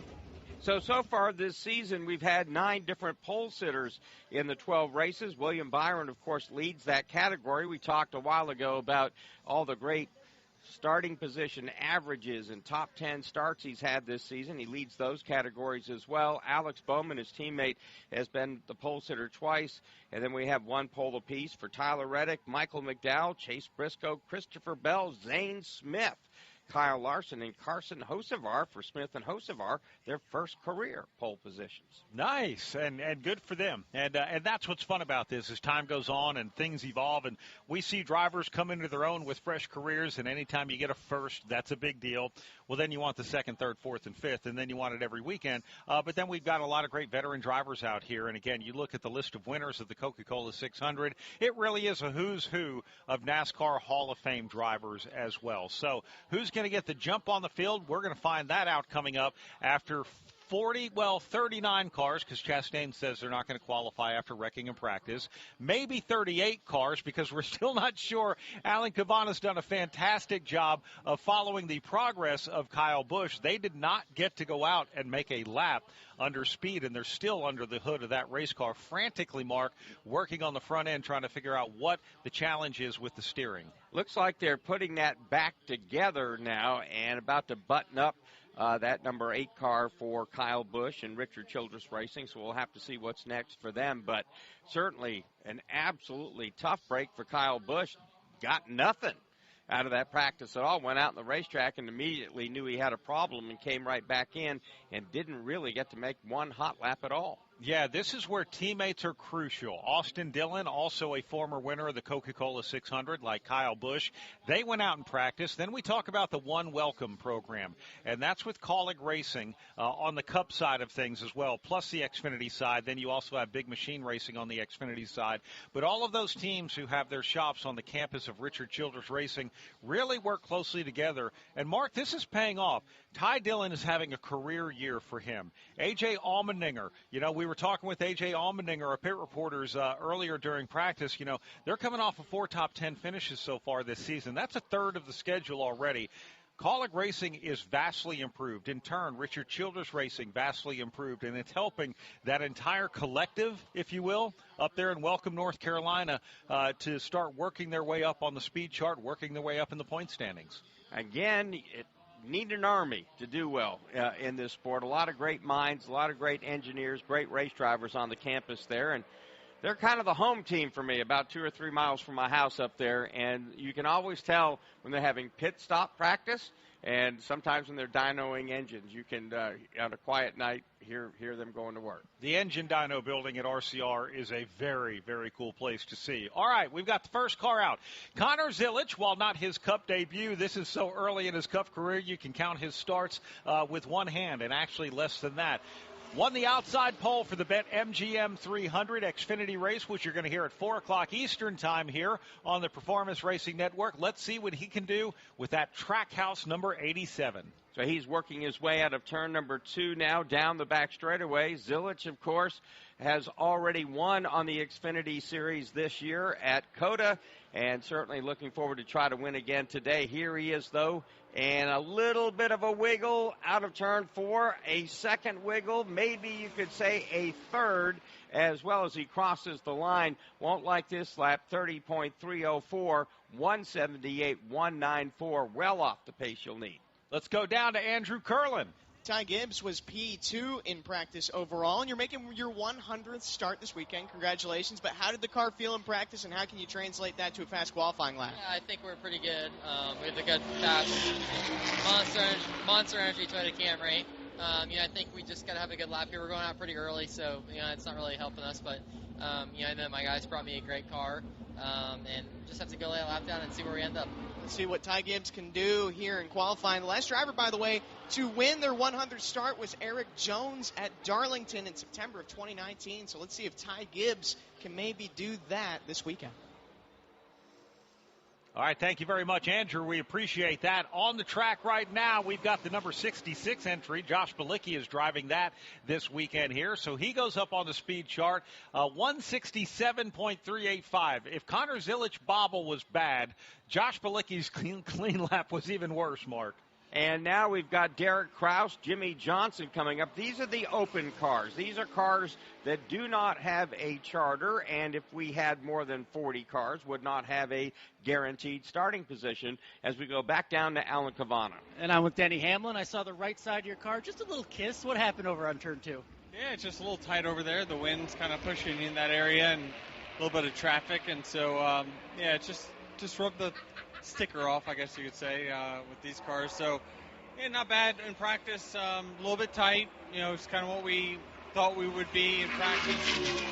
We'll make some adjustments for tomorrow, and hopefully, where we're qualifying, if I can somehow get in the top 15, I'll take it. I saw you talking with your hands a little bit. What was it, the bumps? Is there what do you have to make an adjustment? What's going on? Yeah, in turns 3 and 4, the bumps are so big that your right side headrest or your headrest in general, you don't have a lot of space between it's like a trampoline on both sides. It'll just keep bouncing from one side to the other. So I just need a little more space for some movement. All right, trampoline on both sides. That's a lot to handle for 600 miles. That's why they're going to make a little adjustment in there. All right, thank you very much, Alan. Jimmy Johnson out on the track right now. Right now, the time to beat 30.304, 178 from Connor Zilich. Let's see what the Carvana Toyota can do for Jimmy. 700th career start coming up here tomorrow. Mark, looks like he's got a fast one here. And Johnson now 180.445 miles per hour. He goes to number 1 as we go down to Andrew Curlin. Yeah, Michael McDowell is standing by his number 71 vehicle, about to roll off for qualifying. You fail inspection twice, which means you lose pit stall selection, but qualifying is still very important. So what are you learning seeing these cars going out on track right now? Yeah, for sure. Track position is still very important, as you know. And we were decent with our Delaware Life Chevrolet there. Not perfect, but decent. So looking forward to seeing how much grip we have here for qualifying. It's always tricky qualifying here in Charlotte. A lot of speed, a lot of commitments, but you got to hit it just right. So looking forward to it, and we'll see what we can do. So you lose pit stall selection. How important is that, and how valuable will that be to not have this weekend? Well, it's super important. I mean, you always want to be able to control your own destiny, but it is what it is. You can't undo it at this point. So now we just got to go out there and execute. And, there's obviously a lot of pit stops in a 600-mile race, so it will be important. But we don't know where that'll be yet either. Sometimes you end up okay with these selections. So Michael McDowell playing with the cards that he's dealt here at the Coca-Cola 600. Brad Keselowski just qualified third at 178.136 miles per hour. He will not be very happy with that. So currently, Johnson, Zilich, Keselowski, Kraus, Balicki, they're the top 5. They're the 5 that have gone out first. All right, you ready for this one, Mark? Jimmy Johnson is the fastest so far. I realize that we've only had 5 cars go out. A 29.926, 180.445. Carson Hocevar in practice was the fastest just a short while ago. A 29.926, 180.445. Jimmy Johnson was as fast as the fastest car in practice, but not the fastest car here today now, Mark. A.J. Allmendinger, 181.916. He takes over the number 1 spot. A.J. had a solid practice, not only with the speed, but also when you looked at the 5, 10, and 15 lap averages and backed it up. Yeah, that's a big jump for A.J. Allmendinger, his teammate out there on the track right now, Ty Dillon. For Ty Dillon, A.J. Allmendinger just put up the fastest lap of the day by a lot. Now Ty Dillon, his teammate, has to go right behind him. You talk about an A to B comparison. Let's see what we get here. Maybe Ty Dillon can best his teammate A.J. Allmendinger. Can he do it, Mark? Ty Dillon is across the line. Won't. He's 180.072, so well off the pace of Allmendinger, but third quick at this point, and we've had 7 of the 40 cars attempt to qualify. Daniel Suarez takes his Trackhouse Chevy out on the racetrack right now. Suarez last year a winner at Atlanta Motor Speedway, looking for his first victory here of the 2025 season. And let's see what Daniel Suarez can do. He's running midway up the racetrack, Mark. You talked about this earlier, having observed Xfinity Series qualifying. They're not using the white line here to make their fast lap. And we'll see what he does here in turns 3 and 4. He heads down to the bottom. He's trying to hug the blue and white line that designates the track and apron separation here at Charlotte Motor Speedway because it's Memorial Day weekend. Everything has to be red, white, and blue. So on the racetrack, Suarez, 4th fast, 179.623 miles per hour. So Allmendinger, Johnson, Ty Dillon, Suarez, and Zilich are top 5. Cody Ware's out there on the racetrack right now. Yesterday had the opportunity to spend the morning at RFK, which Rick Ware Racing is on the campus at RFK as well. They had a big RFK Rick Ware Racing fan day.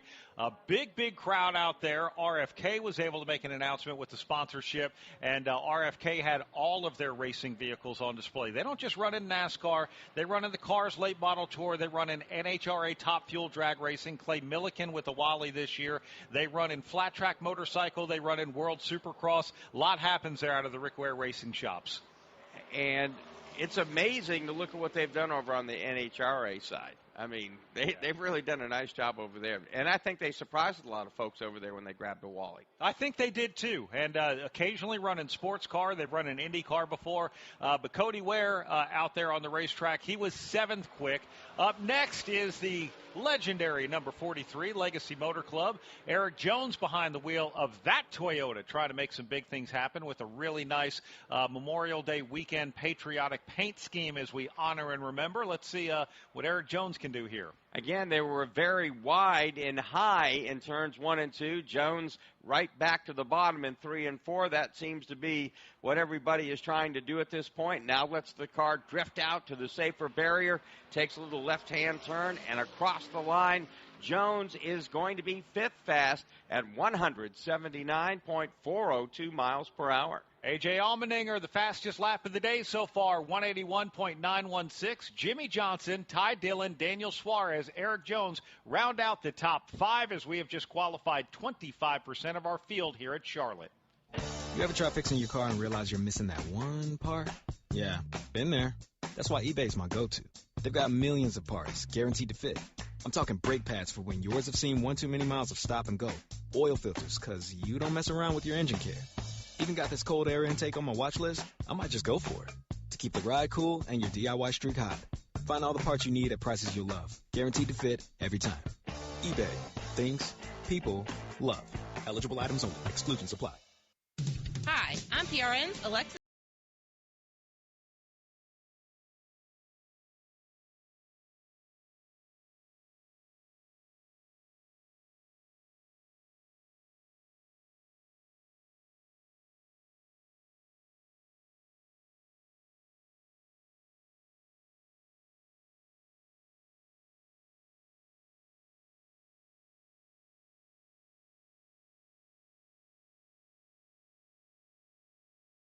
The next car in qualifying for the Coca-Cola 600 from Charlotte Motor Speedway.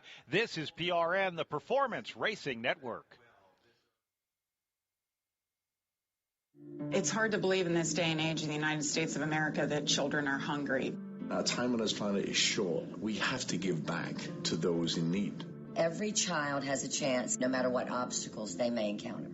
Never have we been taxed more as a society to help kids the way we are right now.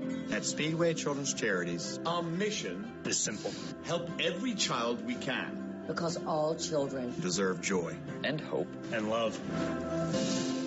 I'm PRN's Doug Turnbull, co-host of the 5 to Go podcast, a weekly deep dive into 5 motorsports issues.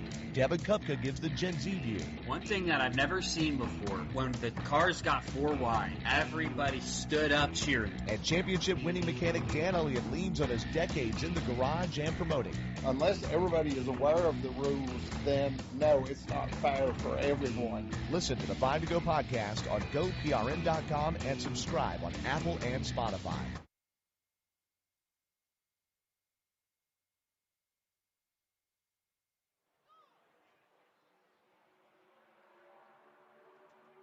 Justin Haley is about to take the green flag for his qualifying lap for the Coke 600, and we'll pause 10 seconds for station identification. This is PRN, the Performance Racing Network.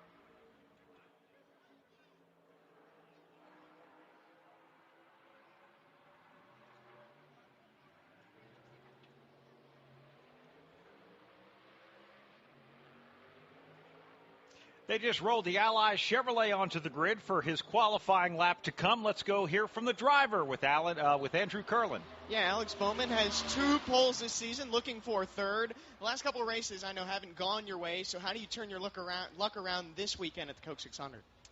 Yeah, I mean, I guess they haven't really gone our way. You know, we still ran top 5 at Kansas and top 5 at the All-Stars, so just want to, have everything, nothing go wrong is really the biggest thing. So that's hard to do over 600 miles. There's a lot of opportunities for things to go wrong, but we've had really fast race cars this year. So hats off to Blake and George and this whole Ally 48 team, everybody at Hendrick Motorsports.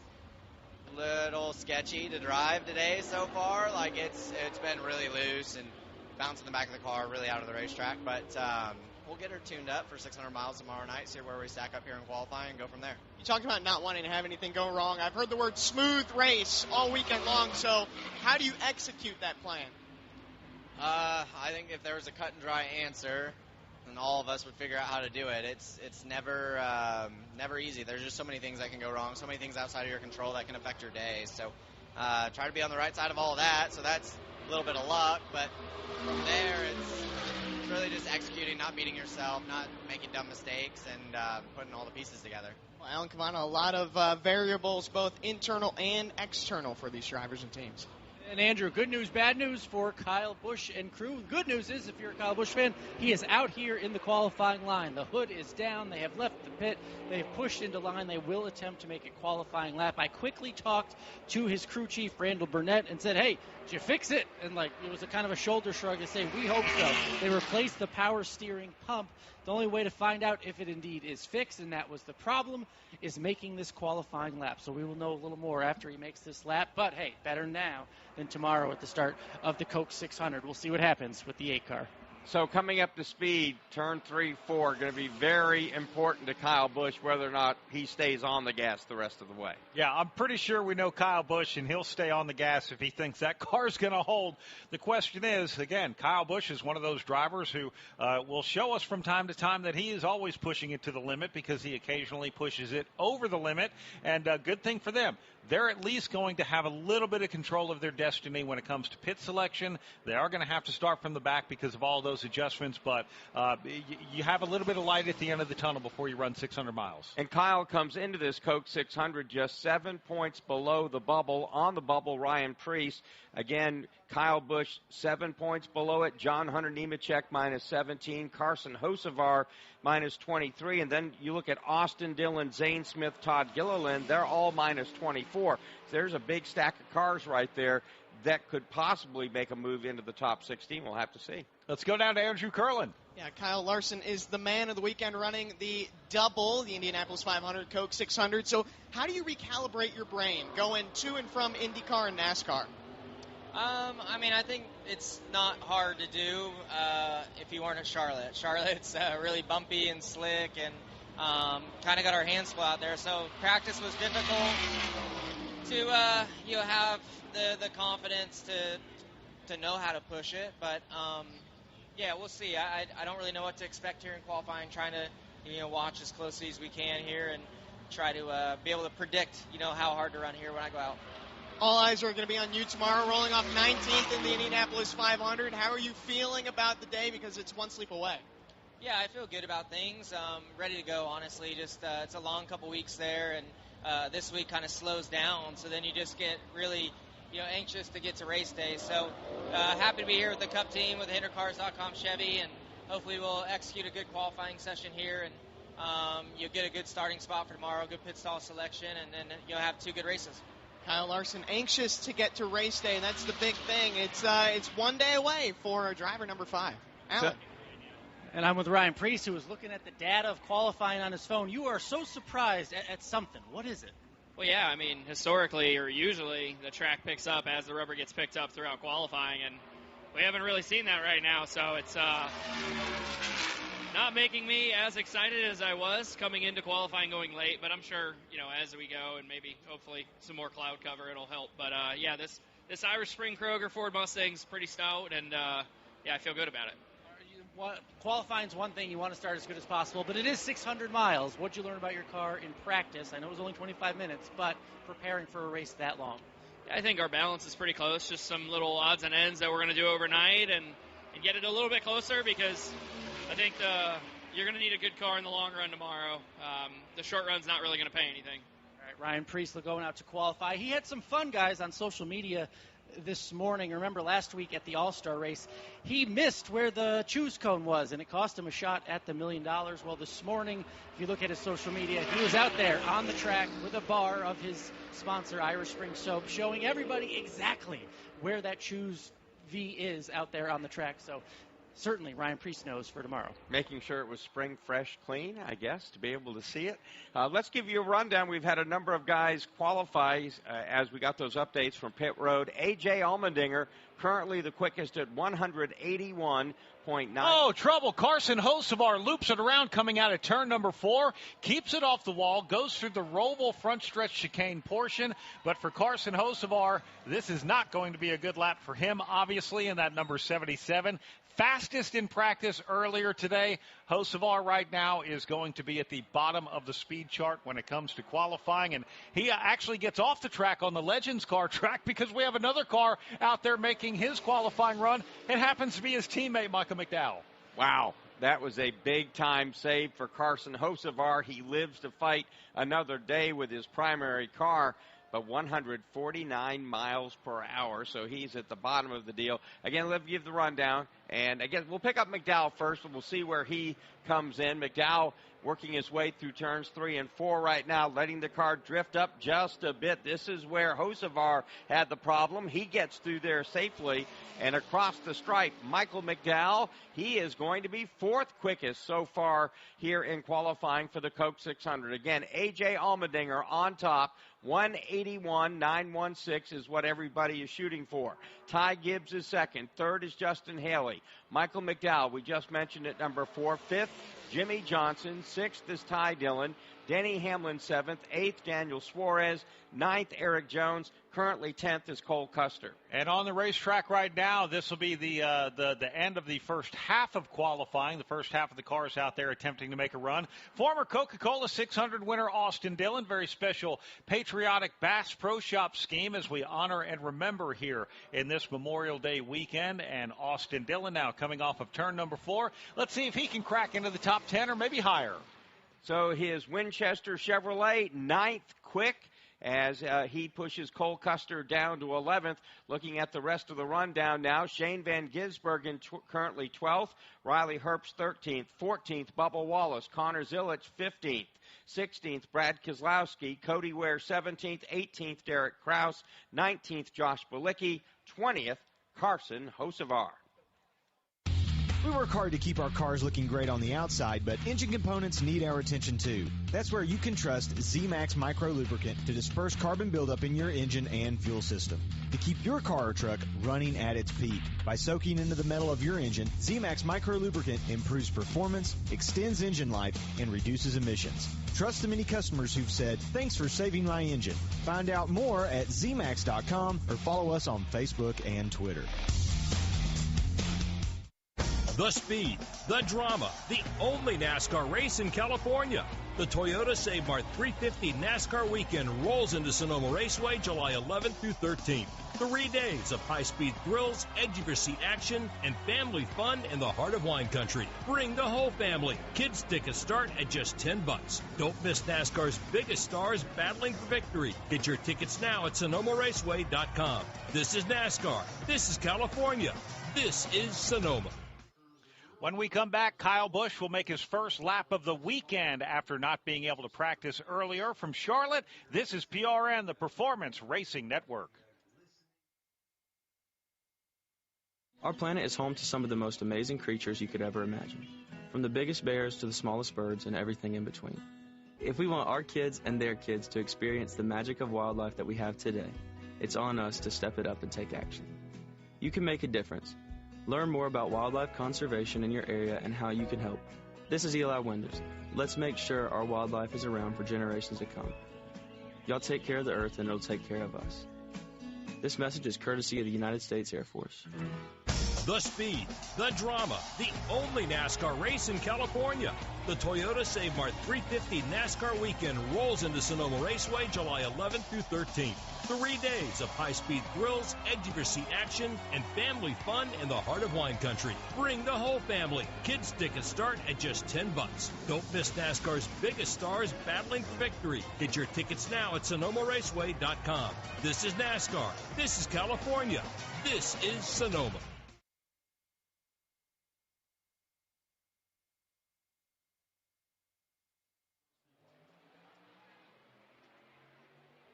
We're about to find out why Kyle Busch gets paid the big bucks. So his car had a power steering pump issue. At least they hope that's what it was, because they've replaced that. He did not get a lap of practice. So Kyle Busch now up to speed, heading for turn 3. Yeah, Kyle Busch now off the back straightaway. He goes all the way to the outside safer barrier. You're going to want to grab as much momentum as you can coming to the green flag as you get your lap of record. Right now, the car looks very stable. It looks very fast. We're going to find out in a 1.5 mile mark if it is fast. Heads into turn number 1, and again, like most of the drivers, using a high line. He's about 3/4 of the way up the racetrack. Kyle got a little bit loose at the exit gets into turn 4, you can hear him kind of feather the gas pedal, but he's still on the hammer in 3. All right, Kyle Busch now drops it down to the white line at the bottom of the racetrack, coming in turns 3 and 4. Drifts it up to the outside retaining wall. He'll head to the checkered flag, the number 8 RCR Chevrolet of Kyle Busch. His lap of record, top 10, 8th quick here at Charlotte Motor Speedway. Let's go back down to pit road in Alan Cavana. And I'm with Joey Logano, looking up at the board, seeing who's doing what and when. Every race is important, but this is the Coke 600. You're a Coca-Cola driver. You were telling us in the media center. Do they send you like a reminder about how important it is? What is that? Yeah, this one's a little more important than most races. The Coke 600 is so iconic and such a big piece of what NASCAR racing is. And so, it's one you want to click off no matter what car you drive, but when you drive a car for Coca-Cola as well as Pennzoil, you really want to make it happen. And so we'll see what we got. Qualifying here is always a little sketchy, and trying to figure out what lanes you want to run, especially down at 1 and 2, is interesting to watch right now. Do you feel any better or worse after that 25-minute practice? You're just kind of guessing everything before that. Now you know where you're good and not. So you have things to work on at least. All right, Joey Logano looking to qualify for one of the biggest races of the year. Andrew Curlin. Christopher Bell, fresh off of his $1 million check last weekend. You're the defending winner of this race. I know it was rain shortened last year. So how much motivation is there to win a full Coke 600? Yeah, I don't know that you ever need any more motivation to win this race, but certainly it's a special weekend, special event. Longest race of the year, only won 600 miles. So it's going to be a long, grueling night tomorrow night, and we're going to be wrestling these stock cars around this place. It's very rough, very slick, and that's what makes it so fun. So we've got a great opportunity ahead of us in this Rheem Camry, and I'm excited about this qualifying lap, see what we got. I'm sure you've been asked this a lot, but what are you doing with the $1 million? I don't know yet. Haven't got that far yet. All right, well, Christopher Bell, he's got to qualify race a Coke 600 before he figures out how to spend the check from last weekend, guys. Noah Gragson is just qualified 3rd, Zane Smith 9th, and that will certainly shuffle up the top 10. It bumps Suarez and Austin Dillon out of the top 10. Ricky Stenhouse Jr. has a very colorful number 47 Hayek Motorsports car this weekend. Fun Pops is the sponsor. It's definitely Pops, that's for sure, Mark. A primarily bright red, and when I say bright, like highlighter bright red paint scheme with all kinds of different colors around it with that number 47. And let's see what Ricky Stenhouse Jr. can do here as he drops his car down to the white line at the bottom of the racetrack and drifts up coming off of turn number 4. Little bit of a wiggle down there in 4. Here is Stenhouse across the stripe, and he is going to be quick. 4th fast, 180.923 for Ricky Stenhouse Jr. So we've seen a little bit of cloud cover come over the racetrack, and the speeds immediately are going up here at Charlotte Motor Speedway. On the racetrack right now, it is going to be William Byron, 3 times a pole sitter already this season. Average starting position 9.3, tops among all the Cup Series drivers, and now he's got the weather conditions just the way he would want them to go out for qualifying. Exalta the colors on William Byron's car this weekend as we head down to pit road and Andrew Curlin. Ryan Blaney taking a peek at the screens, watching qualifying. What are you seeing so far from the drivers who've hit the track? Yeah, just trying to get an idea of kind of the lane choice. I think everyone's kind of doing similar stuff, but just looking at little things like that. It's kind of when you have this place that, can run multiple lanes, and that's the main thing I'm looking at, and then just trying to figure out how I want to run mine. You've won this race before, so what does it take to completely execute a long race like this one? Yeah, staying in the game, and from behind the wheel on pit road, on the pit box, just staying in it and understanding that you got a long night ahead, and if you're not great early, there's plenty of time to try to get to where you want to be. So it was cool we were able to do it a couple years ago. It was really like a great payoff at the end when you put a long night together like that. So you got to persevere through the whole thing, and best groups can be able to do that. Staying in the game is the name of the game for Ryan Blaney. He's one of the last cars to roll off here in qualifying. William Byron was able to put his car on top. He is now the fastest qualifier. First driver over 182 miles per hour, 29.566.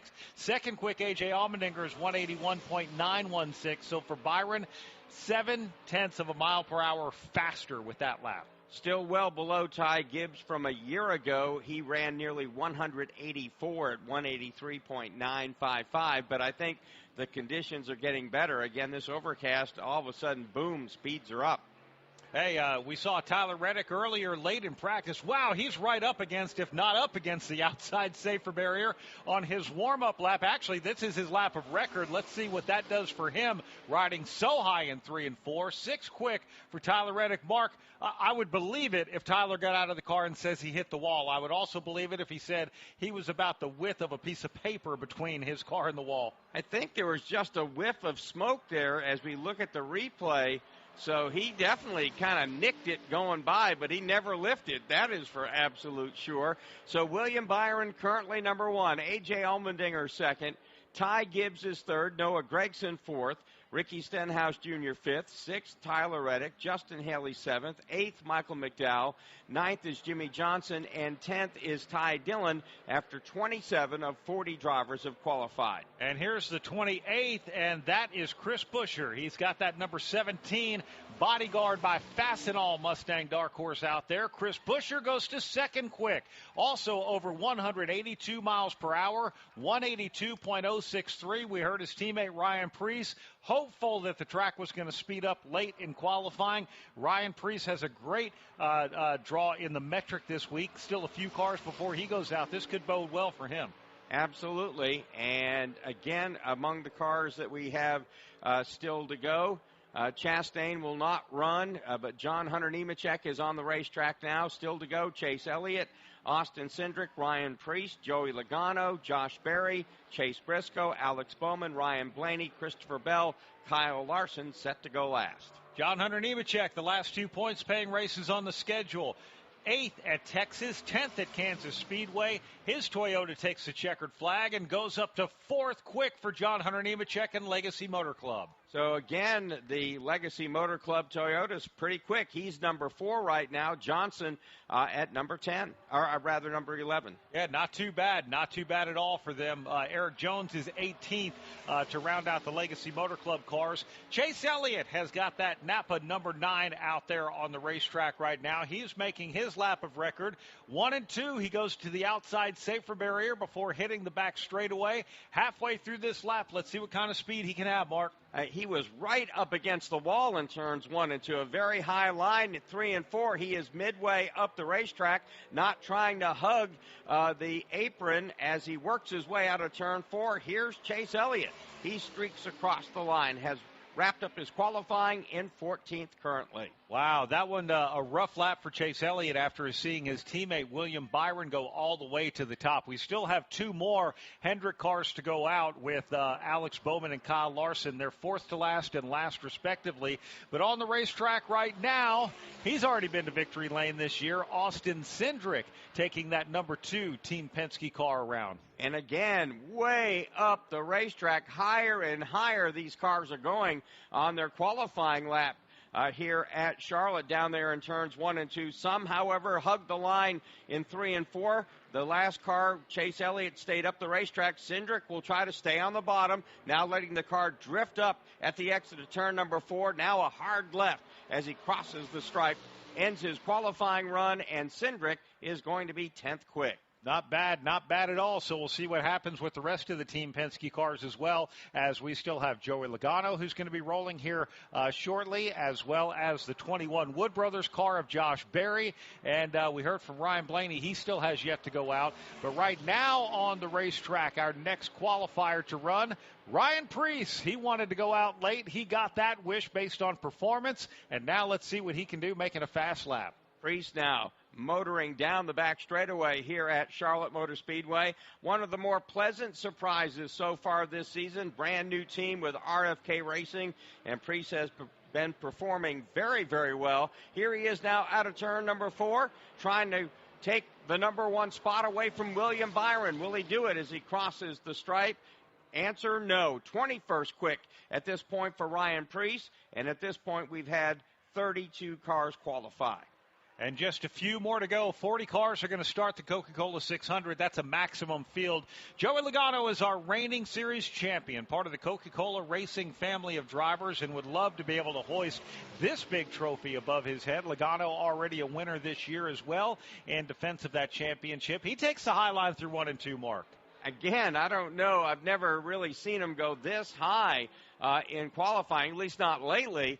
And Logano hustling into turn number 3 right now, again trying to unseat William Byron from that number 1 spot. Byron in line to win his 4th pole position this season if nobody can knock him off. Here is Logano. He's across the stripe.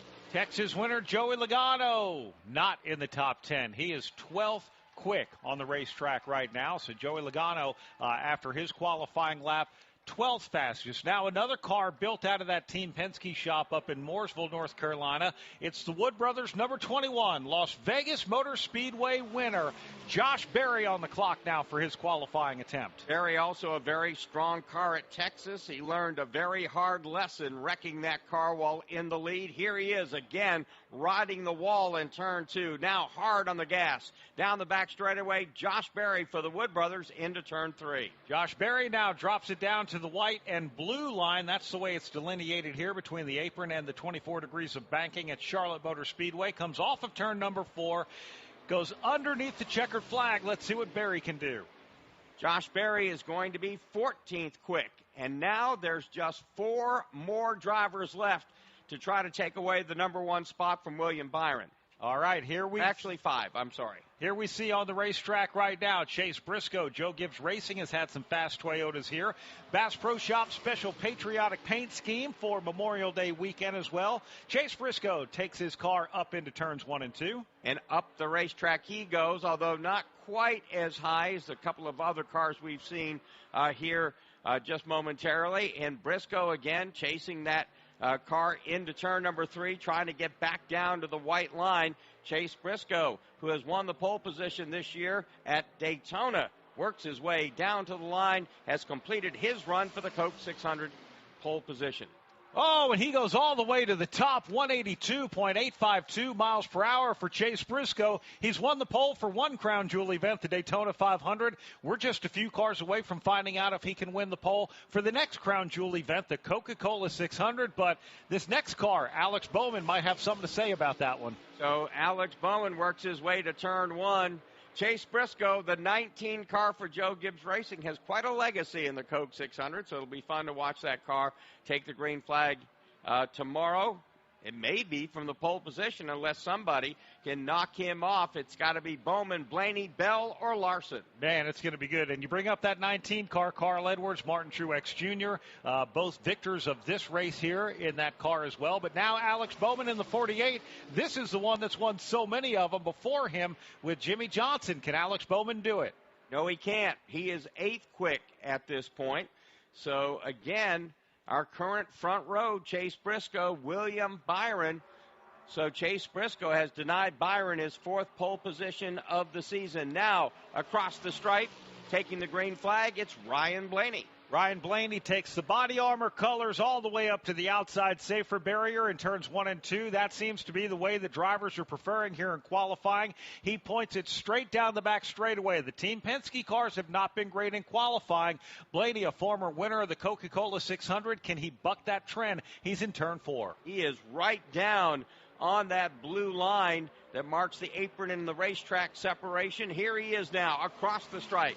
Blaney is going to be well down the chart. 19th quick for Ryan Blaney. Only 2 more drivers to go out and make qualifying runs, and this adds to the drama. Last year's Coca-Cola 600 winner on the track right now, that's Christopher Bell, our final qualifier, the man who's attempting to perform the double between the Indy 500 and the Coca-Cola 600, Kyle Larson. Christopher Bell, $1 million richer after that all-star race win, takes his car into turn 1. Christopher Bell, very high, but not necessarily against the wall, but does let it drift up a bit in turn number 2. He won the 600 from the 3rd place starting position a year ago. Can he grab the pole this time away from his teammate Chase Briscoe? He is right down on the apron line coming out of turn number 4, lets it drift up and heads back to the stripe. Can Christopher Bell beat Chase Briscoe? No, 9th fast for Christopher Bell. All right, the final qualifiers midway down the back straightaway. Kyle Larson has spent the large part of the month of May at Indianapolis Motor Speedway. He is our most recent points winner, winning at the mile-and-a-half Kansas Speedway just 2 weeks ago. Kyle Larson now taking the green flag for his qualifying lap. Can he unseat Chase Briscoe at the top of the scoreboard? Larson's in 2. He is right up against the safer barrier. That's where Kyle Larson feels right at home. Now hustling that car hammer down into turn number 3. The final car to take a shot at Chase Briscoe and knock him off the top spot for the Coca-Cola 600. Right off the bottom line, Kyle Larson now drifts up halfway to the outside retaining wall, takes it low across the dogleg off of turn number 4, and he goes to second quick. Front row starting spot for Kyle Larson, your pole winner for the Coca-Cola 600. Chase Briscoe in his Toyota, and we'll be back with the pole winners interview right after this. Hey, this is Michael Walter for Echo Park Automotive, and I'm here to tell you why you should shop Echo Park before you buy a car, truck, or SUV. Over half the inventory at Echo Park is priced below $25,000. And car for car, truck for truck, Echo Park Automotive's pricing is $3,000 less than the competition. Maybe that's why Echo Park has over 100,000 five-star reviews. Echo Park Automotive is built to make sure everyone drives away happy. It's even in their name, Echo Park Automotive. Every car, happy owner. The official used car dealer of Speedway Motorsports. Hi, this is PRN's Brett McMillan. You don't spend your life just sitting around, so what you need is PRN's mobile app. By downloading the mobile app, you can listen to our live race broadcast from anywhere. Make sure you don't miss a second of the action from the track. If you download it today, you get station listening and on-demand access to your favorite studio shows like Fast Talk, Pit Reporters, or Garage Pass. Get all the latest racing information at your fingertips with the PRN mobile app. Download today. Available at the Apple App Store and on Google Play. From Charlotte Motor Speedway, this is PRN, the Performance Racing Network. Time to pull down on the handle and start rolling them here at Las Vegas Motor Speedway. The green flag flies at the Atlanta Motor Speedway. We're about to contest the Coca-Cola 600. We're racing at Texas Motor Speedway. Now Keselowski goes way up the racetrack. Here comes Harrison Burton. He rockets to the lead. Trouble. Car goes around. It's Chris Buescher. Joey Logano battles to the outside. They come back to the start-finish line. Bubba Wallace looks inside. And now here's Byron. Takes a quick left to block him. They head back to 1. Here goes Ross Chastain. He's going to the bottom of the racetrack. Bubba goes up. Blaney hits the outside wall off of turn 2. Can Christopher Bell do anything with him? He gets down to the bottom of the racetrack. Briscoe dives to the bottom of the racetrack. Side by side. They get loose. They spin. Now Tyler Reddick does the 360. So does Briscoe. Heading into turn number 7 as he wraps it around. The crowd is cheering for Daniel Suarez here on this final lap. Allmendinger gets into Alex Bowman. Ross Chastain back out to the front for the final time. This is PRN.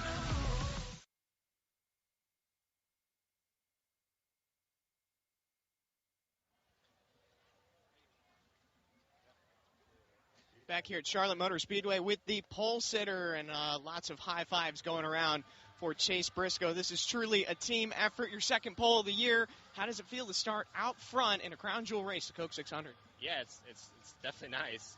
It's cool. We've kind of been able to sweep the 2 crown jewels so far, starting on the poles. So, yeah, hopefully we can keep it up there. This is obviously a super, super long race where a lot can change, a lot of things can happen, and for us, just to be able to have that good pit stall tomorrow, obviously starting the race with clean air, that's all great. Just got to try to keep it up there now. So, yeah, looking forward to, obviously, tomorrow at our Bass Pro Shops Toyota, and, see if we can get it done on Memorial Day weekend. The Bass Pro Shops Toyota has had some dominating runs in the Coke 600 with Martin Truex Jr. Is that any added motivation, pressure for you? Yeah, for sure. I mean, obviously, as a fan, I've watched it where he's just dominated this race, led, 350-plus laps, and you can't lead that many unless you start up there. So, yeah, definitely that's our goal, right? We want to lead all 400 laps and really just put it on them tomorrow. But it all starts today, and we were able to do what we needed to do today. So, hopefully, our car can be in good shape tomorrow and be there at the end.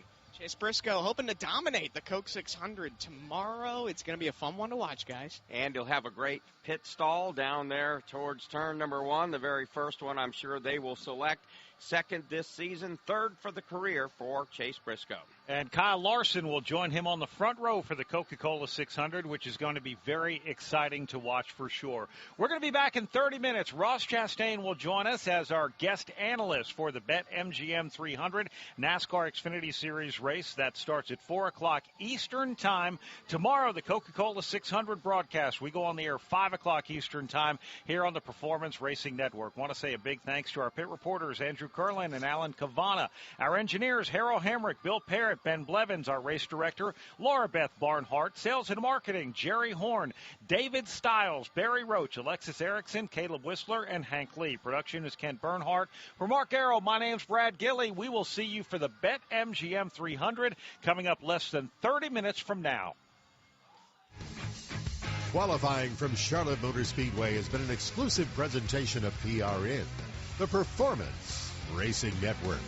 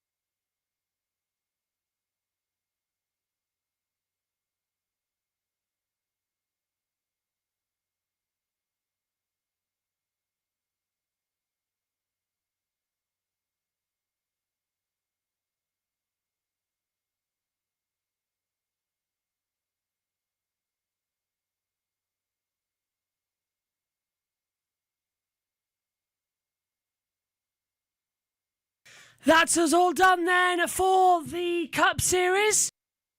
We shall be back in about an hour's time, ready to go for the Xfinity Series. It's going to be a blast. We'll see you then. Take care. Bye-bye.